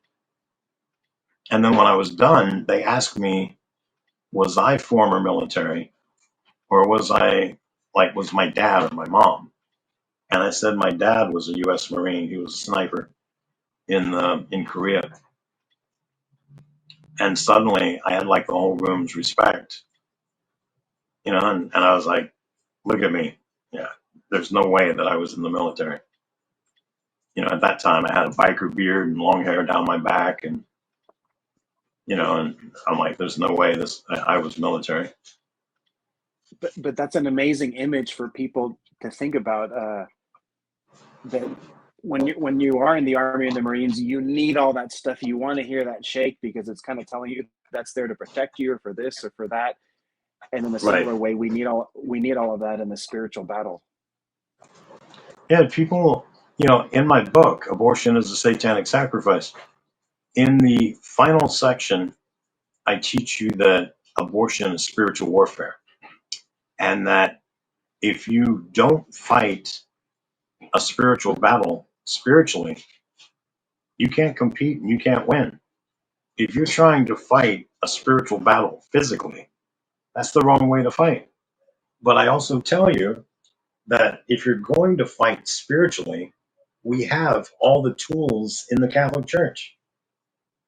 Everything you could use to fight in a spiritual battle, we have. It originated here. The buck stops here, so to speak. I mean, I give 4 steps to shut down an abortion mill. And then there's a couple of other steps involved because somebody went and visited Mother Teresa years ago, and the guy said, I have an abortion mill in my neighborhood, and we go out and we pray in front of it every day. And I had the opportunity to come here, and I took it because I knew if I could meet you, you could tell me a way to shut down my abortion mill. So she gets up, she walks over to her bookshelves, and she picks something up. And she walks back to this man, and she hands him a blessed miraculous medal. And she says, you take this, and you circle that abortion mill, and look for a crack in the building. And when you find a crack in the building, you walk up and you shove this miraculous medal into that crack as far in as you can. And you claim that building in the name of Jesus Christ. And that mill will shut down. And he's like, this is all I do? Like, I don't give a prayer. I don't do anything else. This is it? She's like, yes, this is it. Claim the building in the name of Jesus Christ and shove the blessed miraculous medal into the crack. You'll expect miracles and you'll get them. So he does it. And it takes, I think, less than a year and the mill shut down. Now I've added that into my repertoire. I tell people you can also do that. But my 4 steps is prayer and fasting.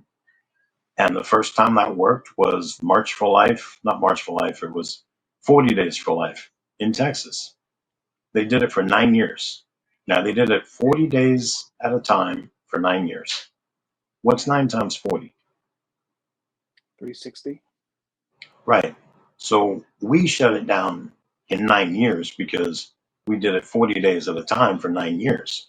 But God shut it down in 360 days. Do you think the message might have been that had we done it for 360 days in a row, he would have shut down the clinic? Yeah. I don't know if that's the case or not, but what's the harm in trying it? Yeah. Um, then there's having a mass said out in front of the abortion mill, and then there's having an exorcism done. Anywhere between 1 and 4 priests in Rockford, Illinois, prayed in one of the four corners, some days all four of the four corners of this abortion mill, and it shut down about 2 years later. And then also having a Eucharistic procession with an image of Our Lady of Guadalupe and people walking behind praying rosaries. And there was an abortion mill in Melbourne, Florida. A priest went out and did it. 2 years later, the abortion mill closed. Then a bishop went out, and there's another mill there. And now there's no mills there. But the bishop went out and did it, and I think 2 weeks later it was closed. It might have been 6 weeks later, but it was still in a very short period of time. The power of the bishop got the mill to shut down. The abortion mill we have here. Did I tell you this story on the last interview? It was in October 2018. I don't know if you My did know. bishop, Bishop Kemi, went out and did a mass, an exorcism, and a Eucharistic procession at the local abortion mill. And then, and like I said, that was in October. It would have been the same day. If you look up LifeSite News, October 2018, they covered Wait, give me a my sec. talk. They What's covered happening with the my Wi-Fi? I did a spiritual warfare conference with Father Gary Thomas in Toronto, and LifeSite News covered it. And so it appeared in their paper. And then um, in December at midnight mass, I'm sitting with my family, and my friend is sitting next to me, and she says, Leslie Page just walked in the back door. She's sitting on the back pew. Leslie Page is the lead abortion doctor at this abortion mill that my bishop did all these prayers at. And so after mass was over, we went back to greet her. And she stood up and she looked at us and she smiled because we were out at the abortion mill every Friday sidewalk counseling. And she knew us and she gave us both hugs and she smiled real big and she said, I had the chance earlier to go to a Novus Ordo Mass, but I also had the chance to go to this Mass. And I haven't been to a Latin Mass in 57 years. And I had a burning desire to come to this. So here I am. And by her coming to the Latin Mass, she also decided that she was no longer going to be an abortion doctor and that she was going to re embrace her Catholic faith. So she's no longer doing abortions and she's full on Catholic now. And that happened because my bishop did a Eucharistic procession, a Mass, and an exorcism in front of the abortion mill in October. And 2 months later, she decided to be Catholic again and stop doing abortions. And I mean, knowing that he read my book and did that, and now there's a doctor that was heading to hell, now it's heading to purgatory instead, that's a pretty good feeling.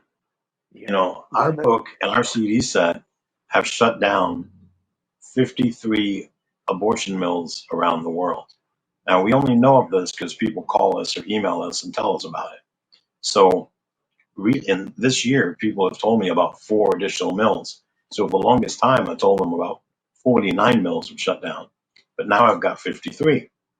The average abortion mill murders 1,500 babies a year. 50 abortion mills being shut down is 75,000 babies a year I'm saving. So now I've got an additional 3,000 or more. Mm-hmm. You know, so I'm up to like 80,000 or 80,000 plus babies a year that I'm saving I'm hoping that Mary is my attorney when I get to heaven, Yeah. because I need her to bring that up of how many children I have saved and what those children became.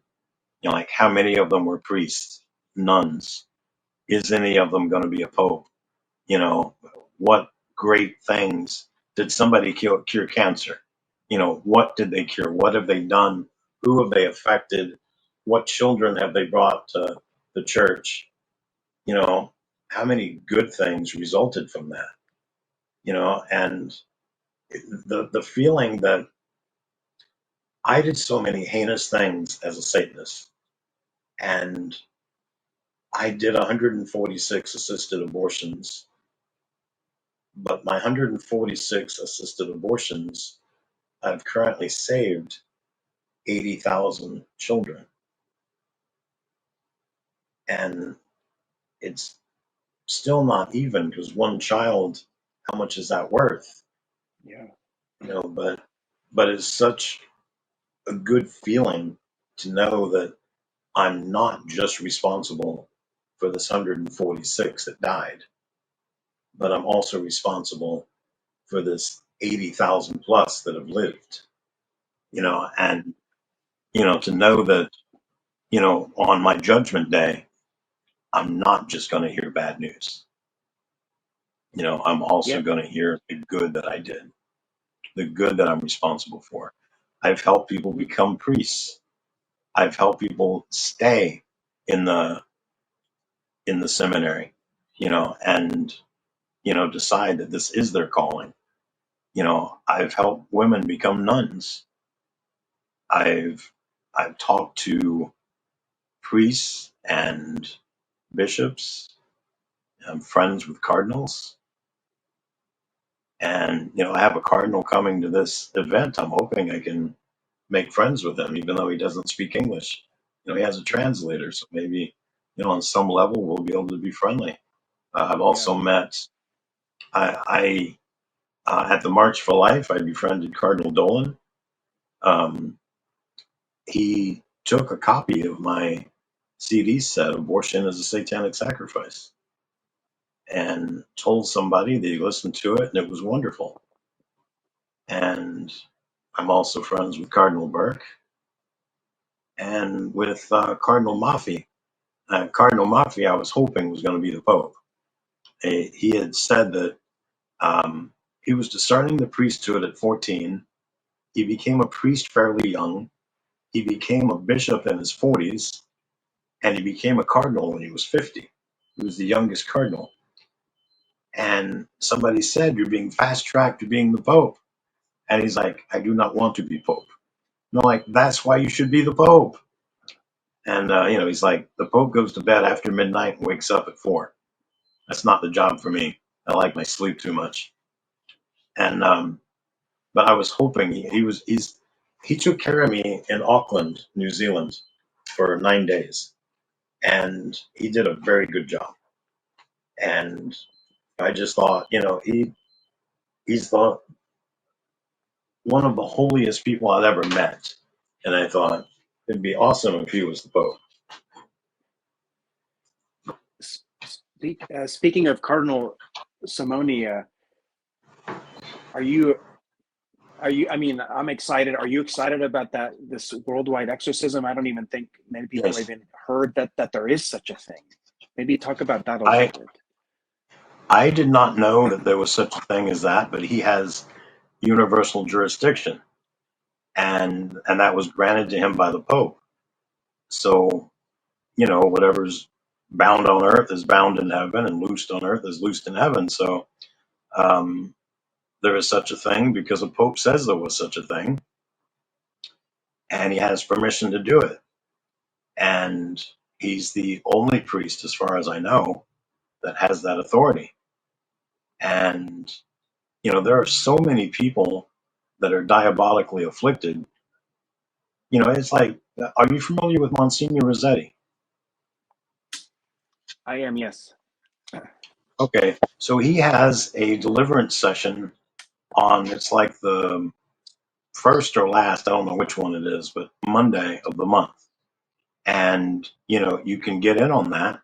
And when it started, there was like 300 people going. Now there's like 10,000 people that go or more. You can send in questions to him while you're there. He'll answer you. He also does deliverance for a wide range of topics. You know, even stuff that you may not know you have in your past, he's doing deliverance for that. And he prays to different angels and saints and God and all these different things as he's doing it. And that's something a lot of people need. And a lot of people have gotten help from going to that. But imagine having that for the entire world, you know, and you don't have Yeah, to sign up. yeah. I mean, it's. I'm gonna be in Ireland at the time, but I'm excited about it. You know, some people kind of worry about it, but I figure, look, we have to. The church has to do something like this. There's so many people that need help, and a lot of people don't know where to go. Yeah, You know, and there's a lot of people that are not Catholic, and they don't realize that the Catholic Church is the light of the world. You know, this is the Pope isn't just the Pope of the Catholics. He's the Pope for the world. You know, he's the Baptist Pope. He's the Lutheran Pope. He's the Presbyterian. We have 66,000 Protestant denominations, but that's 66,000 Christian groups. And he is the Vicar of Christ. Even though you may not recognize him as your Pope, he is your Pope because he is who the conclave elected, hmm and he leads the free world that worship Christ to Christ. And you know, you may not feel that he's your leader, but you know, it's the same thing as with the president. Maybe you didn't vote for Donald Trump and you don't feel like he's your leader, but he is. If he's whoever the president is, that's your leader for the next at least 4 years, regardless of whether you recognize him as your leader or not. It's the same thing with the Pope. He is your Pope, regardless of whether you recognize him as your Pope or not. You know, and he is there to help you. He's there to help all of us. He's there to lead all of us to Christ, you know, and to show us what it means to properly lead, you know, what it means, how to properly worship, how to properly pray, how to do everything that we should do, you know, and to do it to the best of our Catholic ability, you know, and if you're not Catholic, convert. You know, it's not a private party. Anybody can come, but conversion yeah. helps.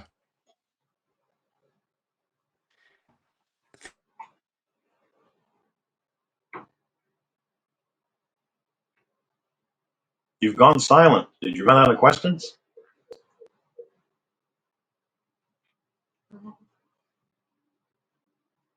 He froze. Oh, it looks like you froze. Yeah, he froze.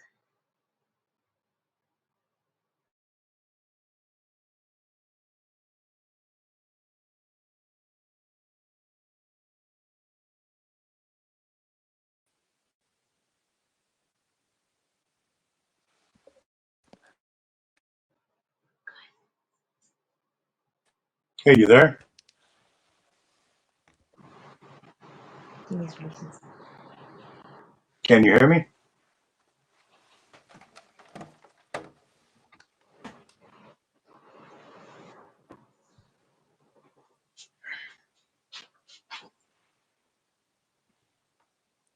Can you hear me?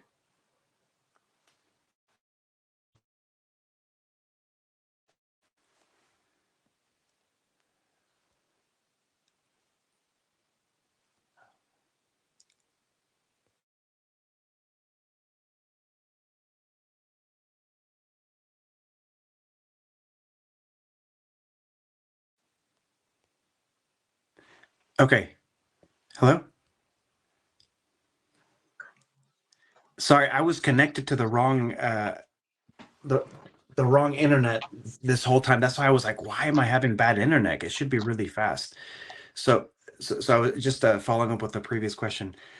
What do you how do you think we should prepare? Because I almost feel like the tsunami of grace is coming, and then we should dress like John the Baptist and run around and tell people to repent. So almost like there's a big spiritual sale about to hit, like the Black Friday of Black Fridays, and turn like in a good sense, and almost Right. how can we get the world ready?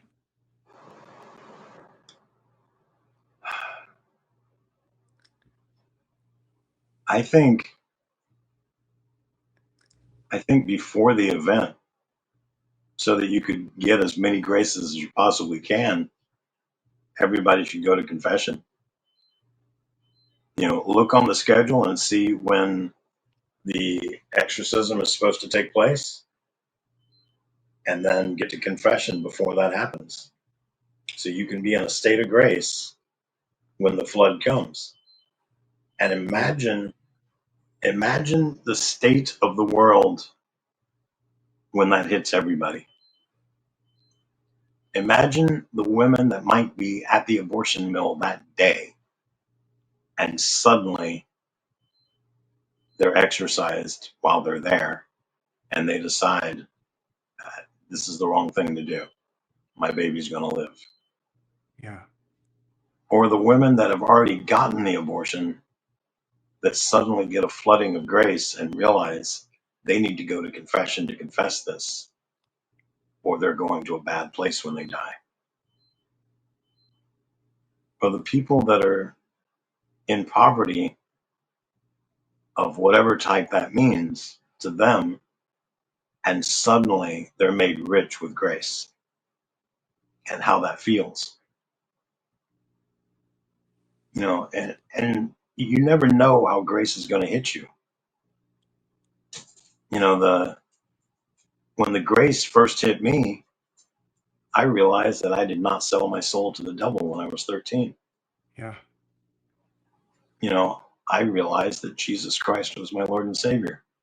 I had been a Satanist for over 26 years when that happened. Yeah. I had thought I sold my soul to the devil when I was 13. I thought I was going to hell when I died. And suddenly, Jesus lets me know that I didn't do that I'm not going to hell. Not for that Satan doesn't have my soul. And that was such a grace. And also seeing his mother and him at the same time, that was pretty awesome as well. Yeah. My talk at this conference, my first talk, is going to be Hell on Earth. That's the name of my talk. And it's for those people that have never experienced spiritual warfare that they know of and don't believe in demons. I'm going to tell them what demons do and what they've done in my life and how strong they are and how truly weak they are. Yeah. Yeah, it's good for people to know sometimes when that light is shown on them, then they realize, that this has been in my life. I just thought that it hadn't. I thought that I'd never encountered it. Maybe it was just my apathy or my lack of zeal for the Lord, or my laziness, or my bad marriage, maybe in those very ordinary ways. I tell people there's a test you can do to determine if you're cursed. And I've told them what the steps are to do this test. It takes about 30 days. And demons will attack you if you're praying against the right thing. And they're like, so what kind of satanic attack can I expect? It's like anything. It could be anything. But you'll notice that up until you do this test, you basically have no satanic attack. You have routine stuff that might happen once in a while, but now Satan's going to come out of the woodwork to attack you. And they're like, well, give me some examples. I said, okay, Last night you filled up your car with gas, and today you're going to be going to confession. But today there's less than a quarter tank of gas in the car. You had a full tank when you turned the car off last night. Also, your tank might have a locking gas cap, so no one could have stole it. Where did the gas go? When you parked your car, it was in your driveway and there was nothing there that could have hurt your car. But this morning, you're ready to go now and you've got a flat tire. It was fine last night. Why is it flat today? You know, you turn on the car and it was working fine yesterday and it's a fairly new car. The engine light came on and it's telling you, it's flashing the warning. Like, you need to do something with it right now, but you're supposed to be at mass in 5 minutes. You know, you suddenly have a toothache that hasn't ever bothered you before, but now it is. But now you're supposed to be going to someplace Catholic. As in everything that you want to do that's Catholic related, you end up falling under some type of satanic attack because of it. I said, it will be blatant. Everything that happens will be blatant. You won't have any doubt that you're under attack. You know, it's like when you're in the military and you're like, how will I know when they're shooting at me? When they shoot at you, you'll know. You know, it's not like, you know, I'm hearing bullets whiz, but they're really far away. No, no, no. When they're shooting at you, you will not have any doubt. Yeah. And maybe you can kind of conversely say, if you're not being shot at, you're not in the battle. Well, that's true as well. I've told people, you know, I talked to a woman recently that wanted to know how to make the satanic attack stop. And I said, well, stop doing the will of God. I said, stop going to mass. Stop worshiping God. Stop going to adoration. Stop praying your rosary. Stop doing novenas. Stop trying to be holy. So you stop all that, Satan will stop attacking you. I said, but I know that when my satanic attack ever stops, I've done something wrong. I've stepped away from God. Something, I have seriously erred somewhere. Yeah. And now Satan is leaving me alone because now I'm a child of Satan and I need to go back to confession and get right with God. Yeah. I want my satanic attack to happen because as long as I'm being attacked, I know that I'm doing the right thing. Yeah. You know, I when think your that attack stops, you're doomed. I think that's an incredibly profound thing for people to remember, because sometimes they like I'll get maybe emails or comments where people kind of want to make sure that none of that happens, and I'll just sort of think, you know, Jesus was crucified. Why would, if you're going to follow him, what do you expect to happen? You know, it's going to look something Right. like that. You know, he said, pick up your cross and carry me. He didn't say life was going to be a party. Yeah. He didn't say that, you know, life is going to be easy from here on.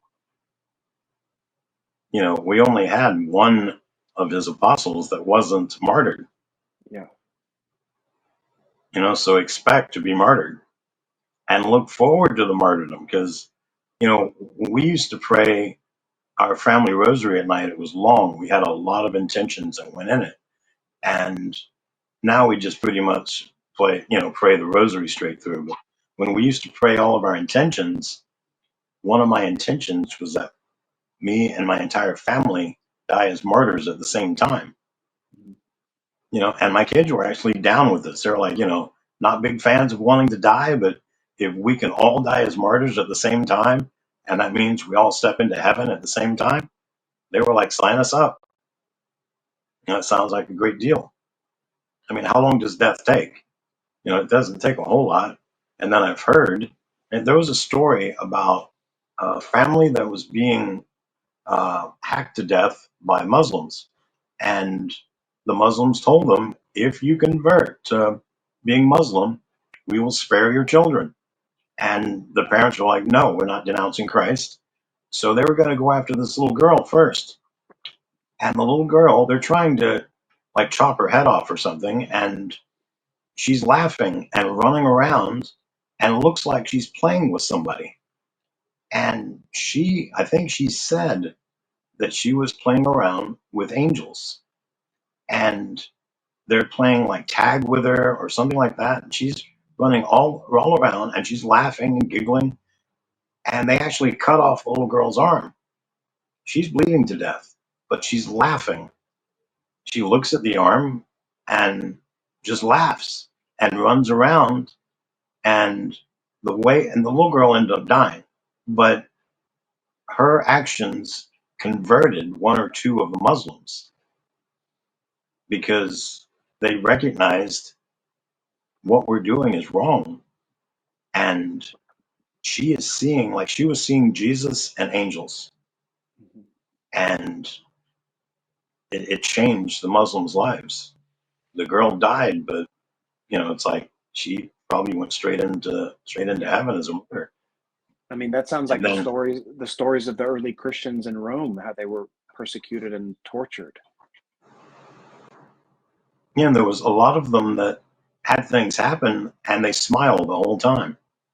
Some of them sang, like this isn't hurting like it should be. It's not like they're dying and they're not afraid. Or like sometimes the people are going to be fed to the lions and they walk into the room or into the Colosseum and the lions lay down and just don't even look at them.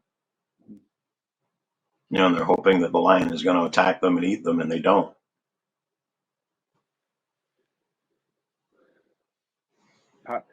Powerful stuff. I'm trying to think a few other questions here. That one that's come up is and you kind of implied this in a different place.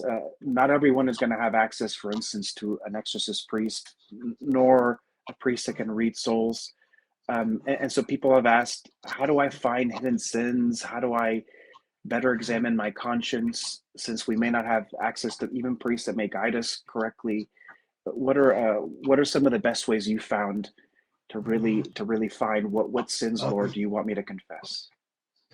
We have on our website, we have a page called something like links and something else. And on that page, we have a PDF of an examination of conscience form. It's from Ignatius Press, and it is very well done. It's probably the best examination of conscience form that I've found. I liked it so well, I put it on my website. And you can go download the PDF and print it. And it includes everything under each category of the 10 Commandments. Stuff that when I first saw, I had never seen an examination of conscience form. And I was in line for a confession, and my ex-wife walks up and gets the examination of conscience form down, starts reading it. And I said, "What's that?" She goes, "Examination of conscience form. It tells you about what sins you can confess." And I thought, I'm already coming here to confess a sin. I know that I'm not in a state of grace. And she goes, "Have you ever seen this?" And I was like, "No." And so I started reading it. And it had sins that I did not know were sins. I mean, it listed stuff that I was like, that's a sin? Oh my gosh. So I started going through with a pencil and I'm checking off stuff that I had done that I didn't know were sins. And I'm crossing off, check, check, check, check, check, check, check, check, check, check, check, check, check, check, check, check. And these people are like, "You're next." I said, "No, you can go ahead. You can skip me. Go ahead." So I've got like 4 people have gone ahead of me. And then this next guy comes up. He goes, "You ready yet?" I said, "Yeah, I'm ready now." And I walk in there and I've checked off about 3 or 4 things in 10 categories, but 3 or 4 things in each of the 10 categories. So I thought I was going in there to confess one thing, and it turned out I confessed like 35 things. And I said, I did not know this was a sin. I did not know this was a sin. Did you know, now you probably know this, but did you know that even making fun of somebody, regardless of whether you're maliciously making fun of them or just playfully making fun of them, but if you're making fun of them, it's a mortal sin? I think I only think about that as I go, maybe that's something I should stop, but I don't have that sense of gravity, but we should, we should Right, we consider should. things serious. I did a conference in Pennsylvania few years ago. It was probably 2015 or 16. And at this talk, I brought up that gossiping is a mortal sin. And then I talked about, it was an event where I talked about how to split up Baptist churches. And that the split comes, there's a monetary split, a sex scandal, and a gossiping scandal. And I explained how that happens. And I went into detail. I mean, I did the deep dive into it. Afterwards, the Q&A happens and I, answer a bunch of questions. And then the next day, we're meeting for breakfast. And it's the committee that hired me. And I think that was it. It was the committee that hired me. And there's about 8 of them on this committee. And I come in with my ex-wife and we're being given breakfast and they're paying me. And then, we're going on our way from there and continue our tour. But they wanted me, and they brought in a recorder so they could record me saying it, that gossiping is not a mortal sin. And I said, gossiping is a mortal sin. And they're like, no, no, no, no. You have to, when you gossip, you have to be aware of what you're doing, what you're saying to make it a sin. And I said, if you're driving down the highway and the speed limit goes from 75 to 45, but you didn't see it and you get pulled over, do you still get a ticket? Yeah. Why? You didn't see the change in the speed limit sign. It's not your fault. But you were in that area, and just because you didn't see the sign doesn't make it, that you're okay. I said, right, that's the same thing with sinning. If you're sinning, if you're totally innocent of what you're doing, but gossiping is not innocent. I said, here, let me show you examination of conscience form. And I opened it up and I showed them on that. I said, it doesn't say malicious gossiping. It doesn't say barely gossiping. It doesn't say examine how you're gossiping. It says gossiping. And said, I am not apologizing for saying gossiping is not a mortal sin, because according to my examination of conscience form, it is a mortal sin. Yeah. And according to most examination of conscience forms that I've seen, gossiping is on there. I said, so if you've got people that are upset in the church that they don't want their gossip to be a mortal sin, tell them to stop gossiping. And he was like, well, we just probably won't hire you to come back. I said, that's fine. If you don't want to hear what God has to say to you, don't hire me. Hire somebody else that will tell you. Perhaps your priest will tell you. And I said, did you ask your priest? No, nobody asked the priest. I was like, you want to know if something's a sin and you don't ask the priest?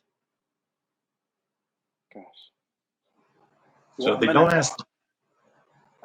I'm definitely going to look for that, because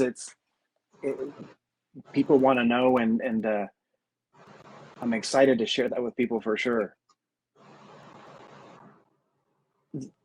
As well, you can also, when you take the Eucharist and you've got Jesus and you're going to be with him for at least a half hour, why don't you ask him to reveal what you're doing that you shouldn't be doing? Yeah. Now, know that he's probably not going to talk to you right now, this very instant.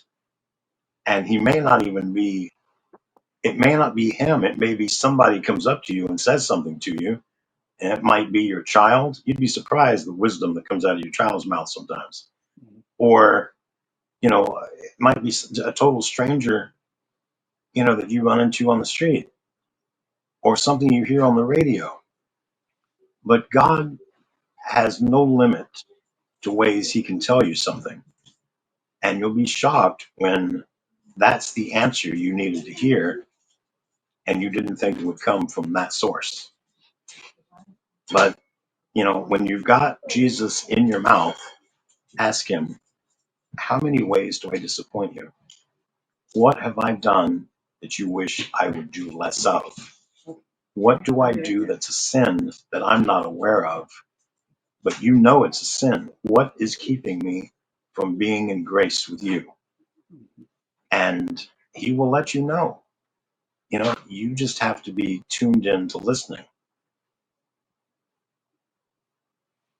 Yeah, sometimes God, sometimes those obvious things, like that, we have Jesus right there, that we should ask him and not be afraid to ask, not be afraid that we might hear wrong. He's going to show us in a way that we can understand. right. And there's people that will tell you, like, never ask for patience, because then God will test you like there's no tomorrow, and you'll be sorry that you asked. It's like, well, you might be sorry that you asked, but that's his way of giving you patience. I mean, if you want a gift, you should absolutely ask for it. I wanted to be kept humble, and I had a guy that sent me an email and said that I appeared arrogant at one of my conferences. And I took a survey of all the priests I knew and my ex-wife. Everybody said, no, I was not arrogant. And that this guy could have been just a satanic attack. But I took it as an opportunity.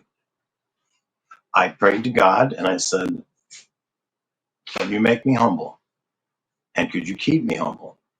But I'm a human being and I was born in America.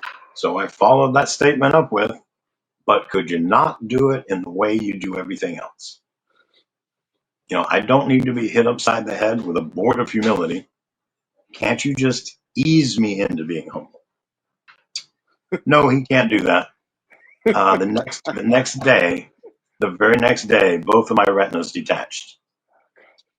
And people say, you went blind. So what? Well, what's the big deal? How does that make you humble? And I was like, you ever been to a bathroom that your wife can't take you into because it's a men's room and you have to wait for a complete stranger to come up and you have to put all your trust into this man you don't know to take you to the bathroom? You've got to have all your trust in this man you don't know and have never met. And you have to hope that he's not going to, in the words of my dad, rob you, kill you, or do worse.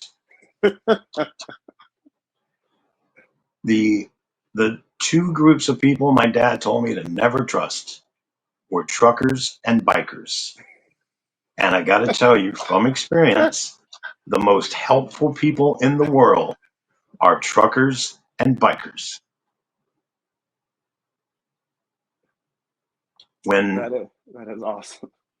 When you're at a gas station, or one of those large gas stations where semi trucks pull in, and you need to go to the bathroom, and they have a men's and a women's, no family room, and I have to count on a trucker to take me into the bathroom.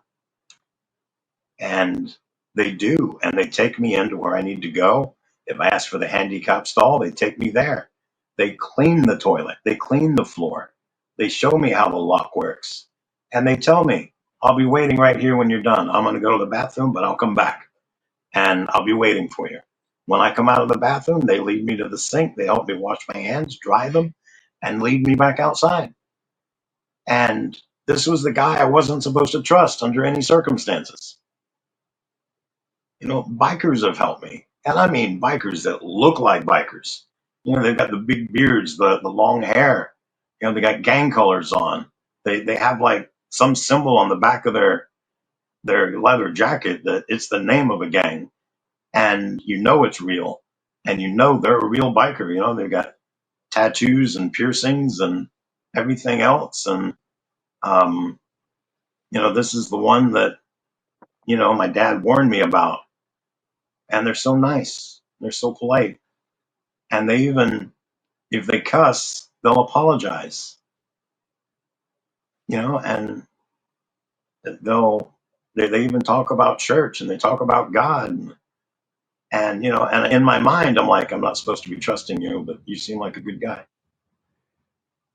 Gosh, and then the humility, maybe since your vision's decreased, you don't even have a chance to judge them. You just Right. trust, and then they surprise you every time, I'm sure. Well, one of the things before I got married this last time, My friend John would take me to different Catholic events. And every time he would take me, he said the prettiest women in the room would sit at your table. And you have these long conversations with them, and they seem very intense. I mean, like you guys are really getting into the conversation. And then they all give you their phone number, or they ask, do you have business cards, or can you give us your phone number? And you give them your business card. And he says, why do you get all the pretty women at your table?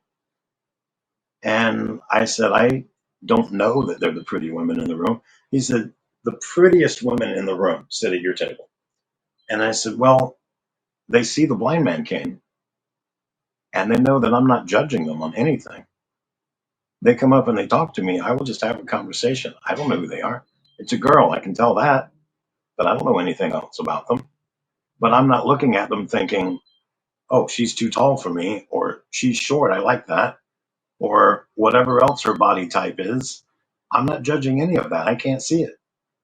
I said, I'm just having a conversation with somebody that's nice. And I said, what are you looking at? And he goes, obviously not the same thing you were. He says, because I'm a man. I'm looking at, their physical attributes. And I said, I can't see those. So when I married my wife, I told St. Expeditus, I want a woman that I find beautiful. I don't care if the rest of the world finds her beautiful or not. So, but I want to have a good memory when I go 100% blind of this is who I'm married to, and remember what she looks like. But she doesn't have to be conventionally beautiful, although I've heard she is conventionally beautiful. Honey, I've heard you're conventionally beautiful. It's amazing for me to think, but you have to take that on faith. You don't know for sure. Right. I love it, Well, I used to, when I first went blind, I prayed 20 rosaries a day because I didn't have any distractions. So I was praying. I had time to pray, and I just felt like praying.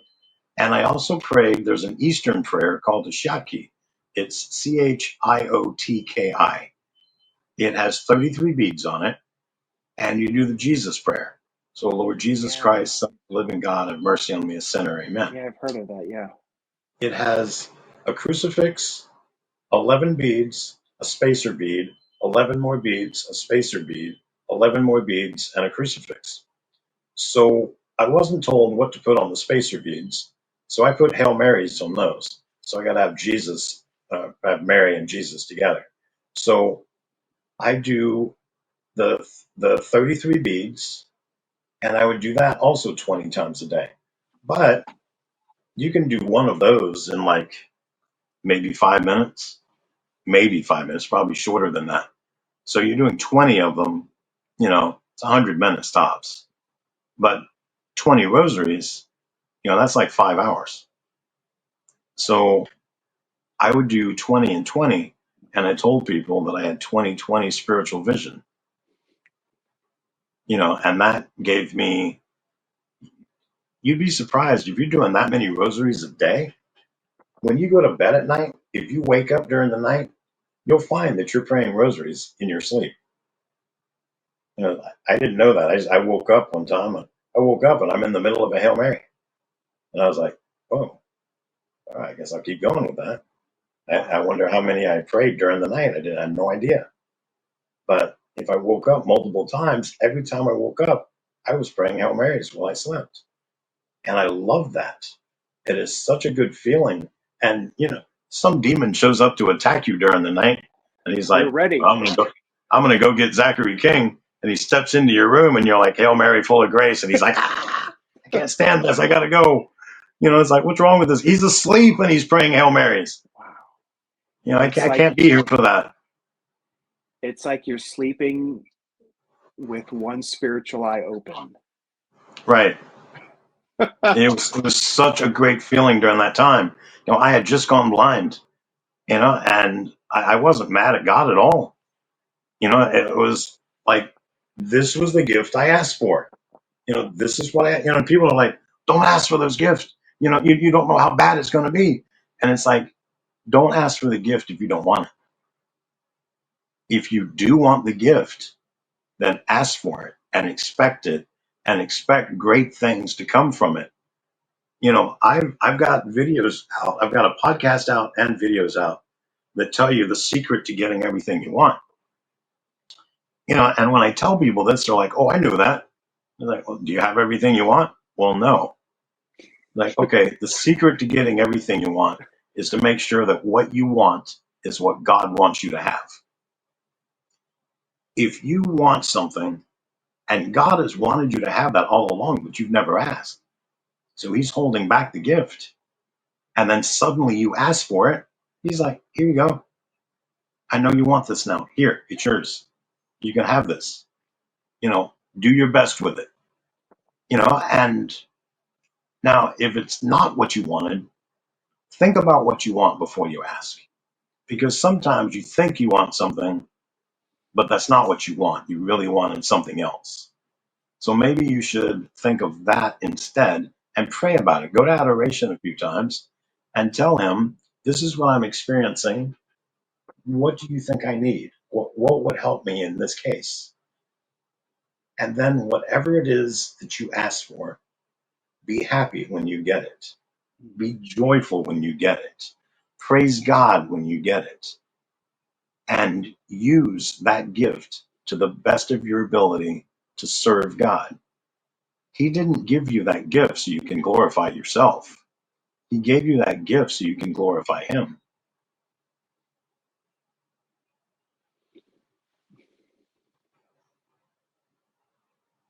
Man, powerful things to sit with. I know I have just a few more minutes because I know my wife's waiting. Two questions that really for my family, I probably won't even have them. So one is about musicians. Before you imply that people would ask you, "What about this guy? What about this guy?" Well, these are her. What about? So she really likes Dave Matthews Band.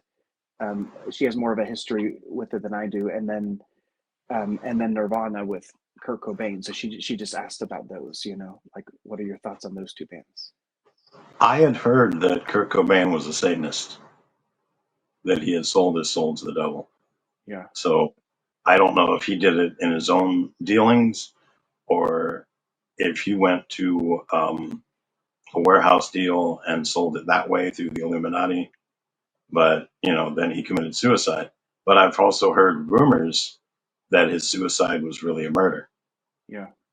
And that there was a famous musician that was paid. He was a scumbag musician, but, famous musician. And he was paid a certain amount of money to go murder Kurt Cobain.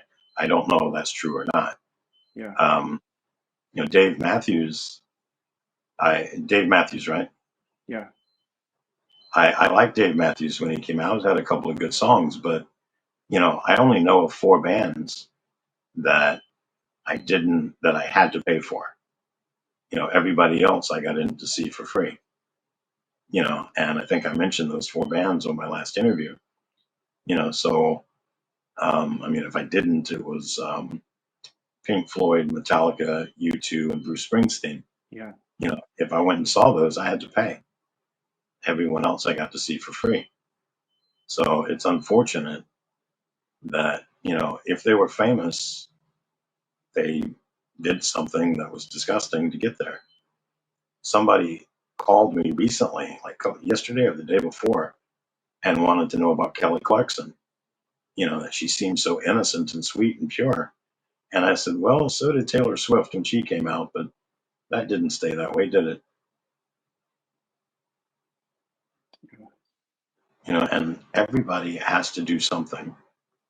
If you're going to cross the river Styx, you got to pay the piper. Yeah. And then,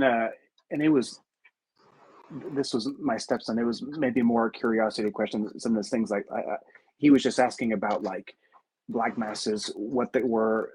Sometimes when I hear things like that, I think, I don't know if I want to know or if I really want you to know, like what those are or how they're done Well, I can tell you how a black mass is done, and then you can just put it in the language that, yeah. for how old is he? So he's 17. So he asked, is that something you had ever done or experienced? Like, do Satanists do that, or who does that? Generally, it is atheistic Satanists that do that, and they steal a consecrated host. Now, isn't it odd that they don't believe in God, but they steal a consecrated host? Yeah. And they can tell it's consecrated because when they feel of it, they have extreme revulsion or sickness or anger towards the host. How do you feel that way towards just a piece of bread? And why is it that they don't steal one of the Protestant, you know, Wonder Breads? Why do they steal ours? Because Satan recognizes ours as the body of Christ. When they do a black mass, generally the way a private black mass is done, the altar is a nude prostitute. And every time they mention the name of the devil or Satan, they have a bell or a gong that they hit. They sometimes read the Psalms backwards. They sometimes pray a rosary backwards. And they have a prayer that they pray about it's a prayer to Satan, even though some of them that are atheistic, they don't even believe in the devil. But they pray a prayer to Satan and consecrate their host that they're about to desecrate to the devil. And then they do some kind of desecration ceremony. At our Black Mass that we had in Topeka a few months ago, at the Topeka is our state capital, he brought out a consecrated host and he slammed it on the floor and he was going to stomp on it. And a Catholic guy dove on it, grabbed it, and consumed it before he could desecrate it. And when they lost their host, they stopped the Black Mass. There was no point to keep going if they didn't have a host to desecrate, which is the point of the Black Mass, is to desecrate a consecrated host. In the first Black Mass that I went to, I've never participated in one, but I've known of them and I've watched them. It is done sort of like theater. So they punted the host, they threw it, some guy dropped like his elbow down on it.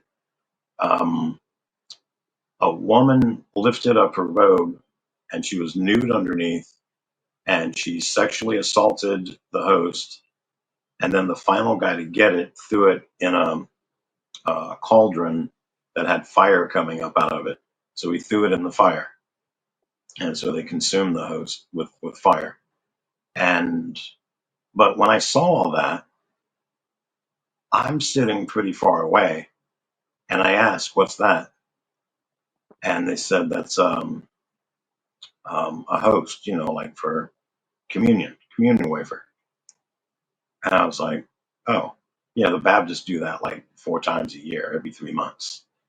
And it's like unleavened bread and a thimble of grape juice. And it was like a remembrance ceremony. And if you weren't a Christian, you weren't allowed to participate. And, he's like, "Well, some people believe it's God." And I thought, who would worship a piece of bread like it's God? That's silly. And, then I watched all they did to it.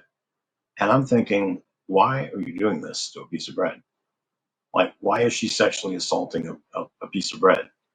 Why are they punning it around the room? Why are they cussing it out and flipping it off? Why are you throwing it in the fire? I mean, I didn't get anything they were doing until I attended a Catholic Mass. And then it was like, oh, okay. Yeah. This all makes sense now.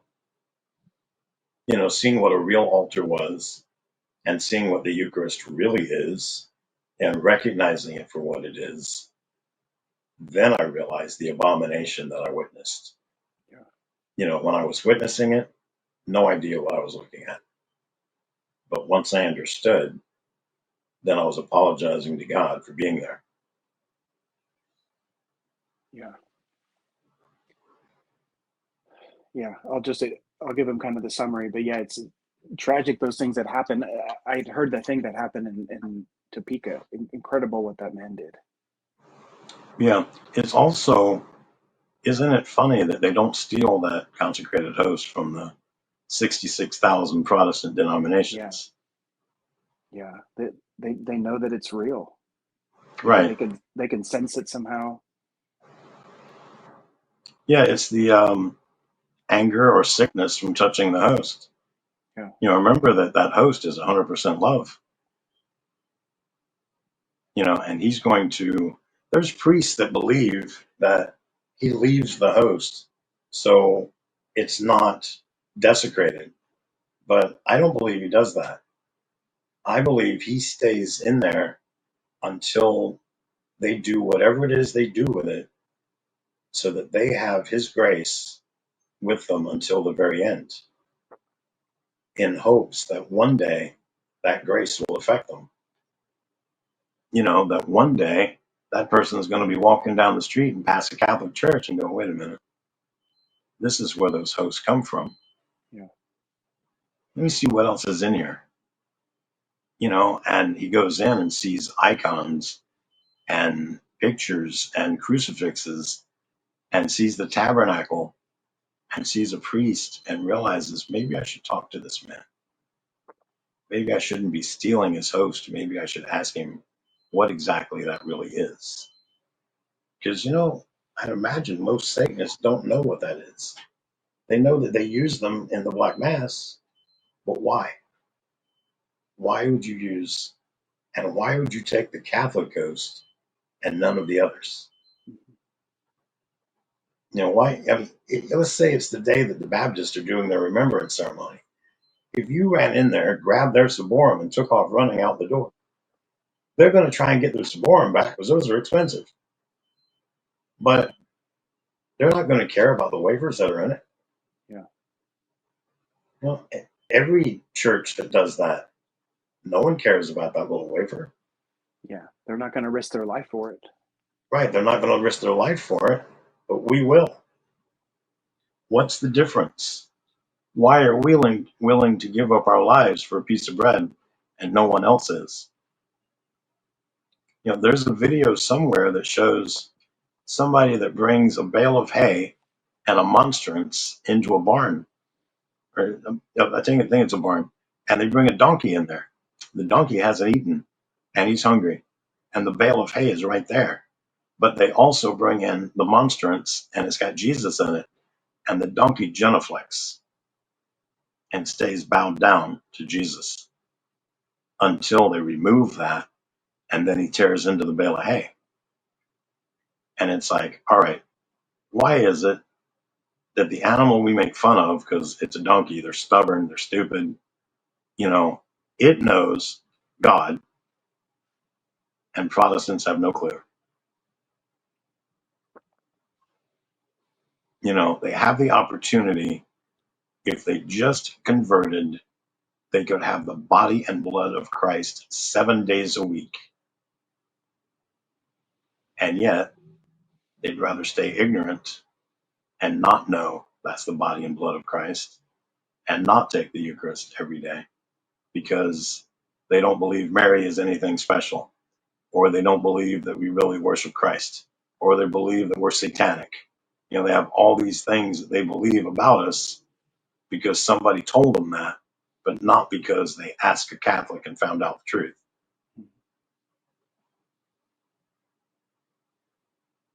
I think we keep praying, and maybe this conference with that worldwide exorcism will remove some obstacles that are there, so that maybe they can start listening and open their hearts to these things, Protestants and everyone. That would be fantastic. I'm also, maybe this conference will open people up to the, what's that event called? The illumination of conscience. The illumination of conscience.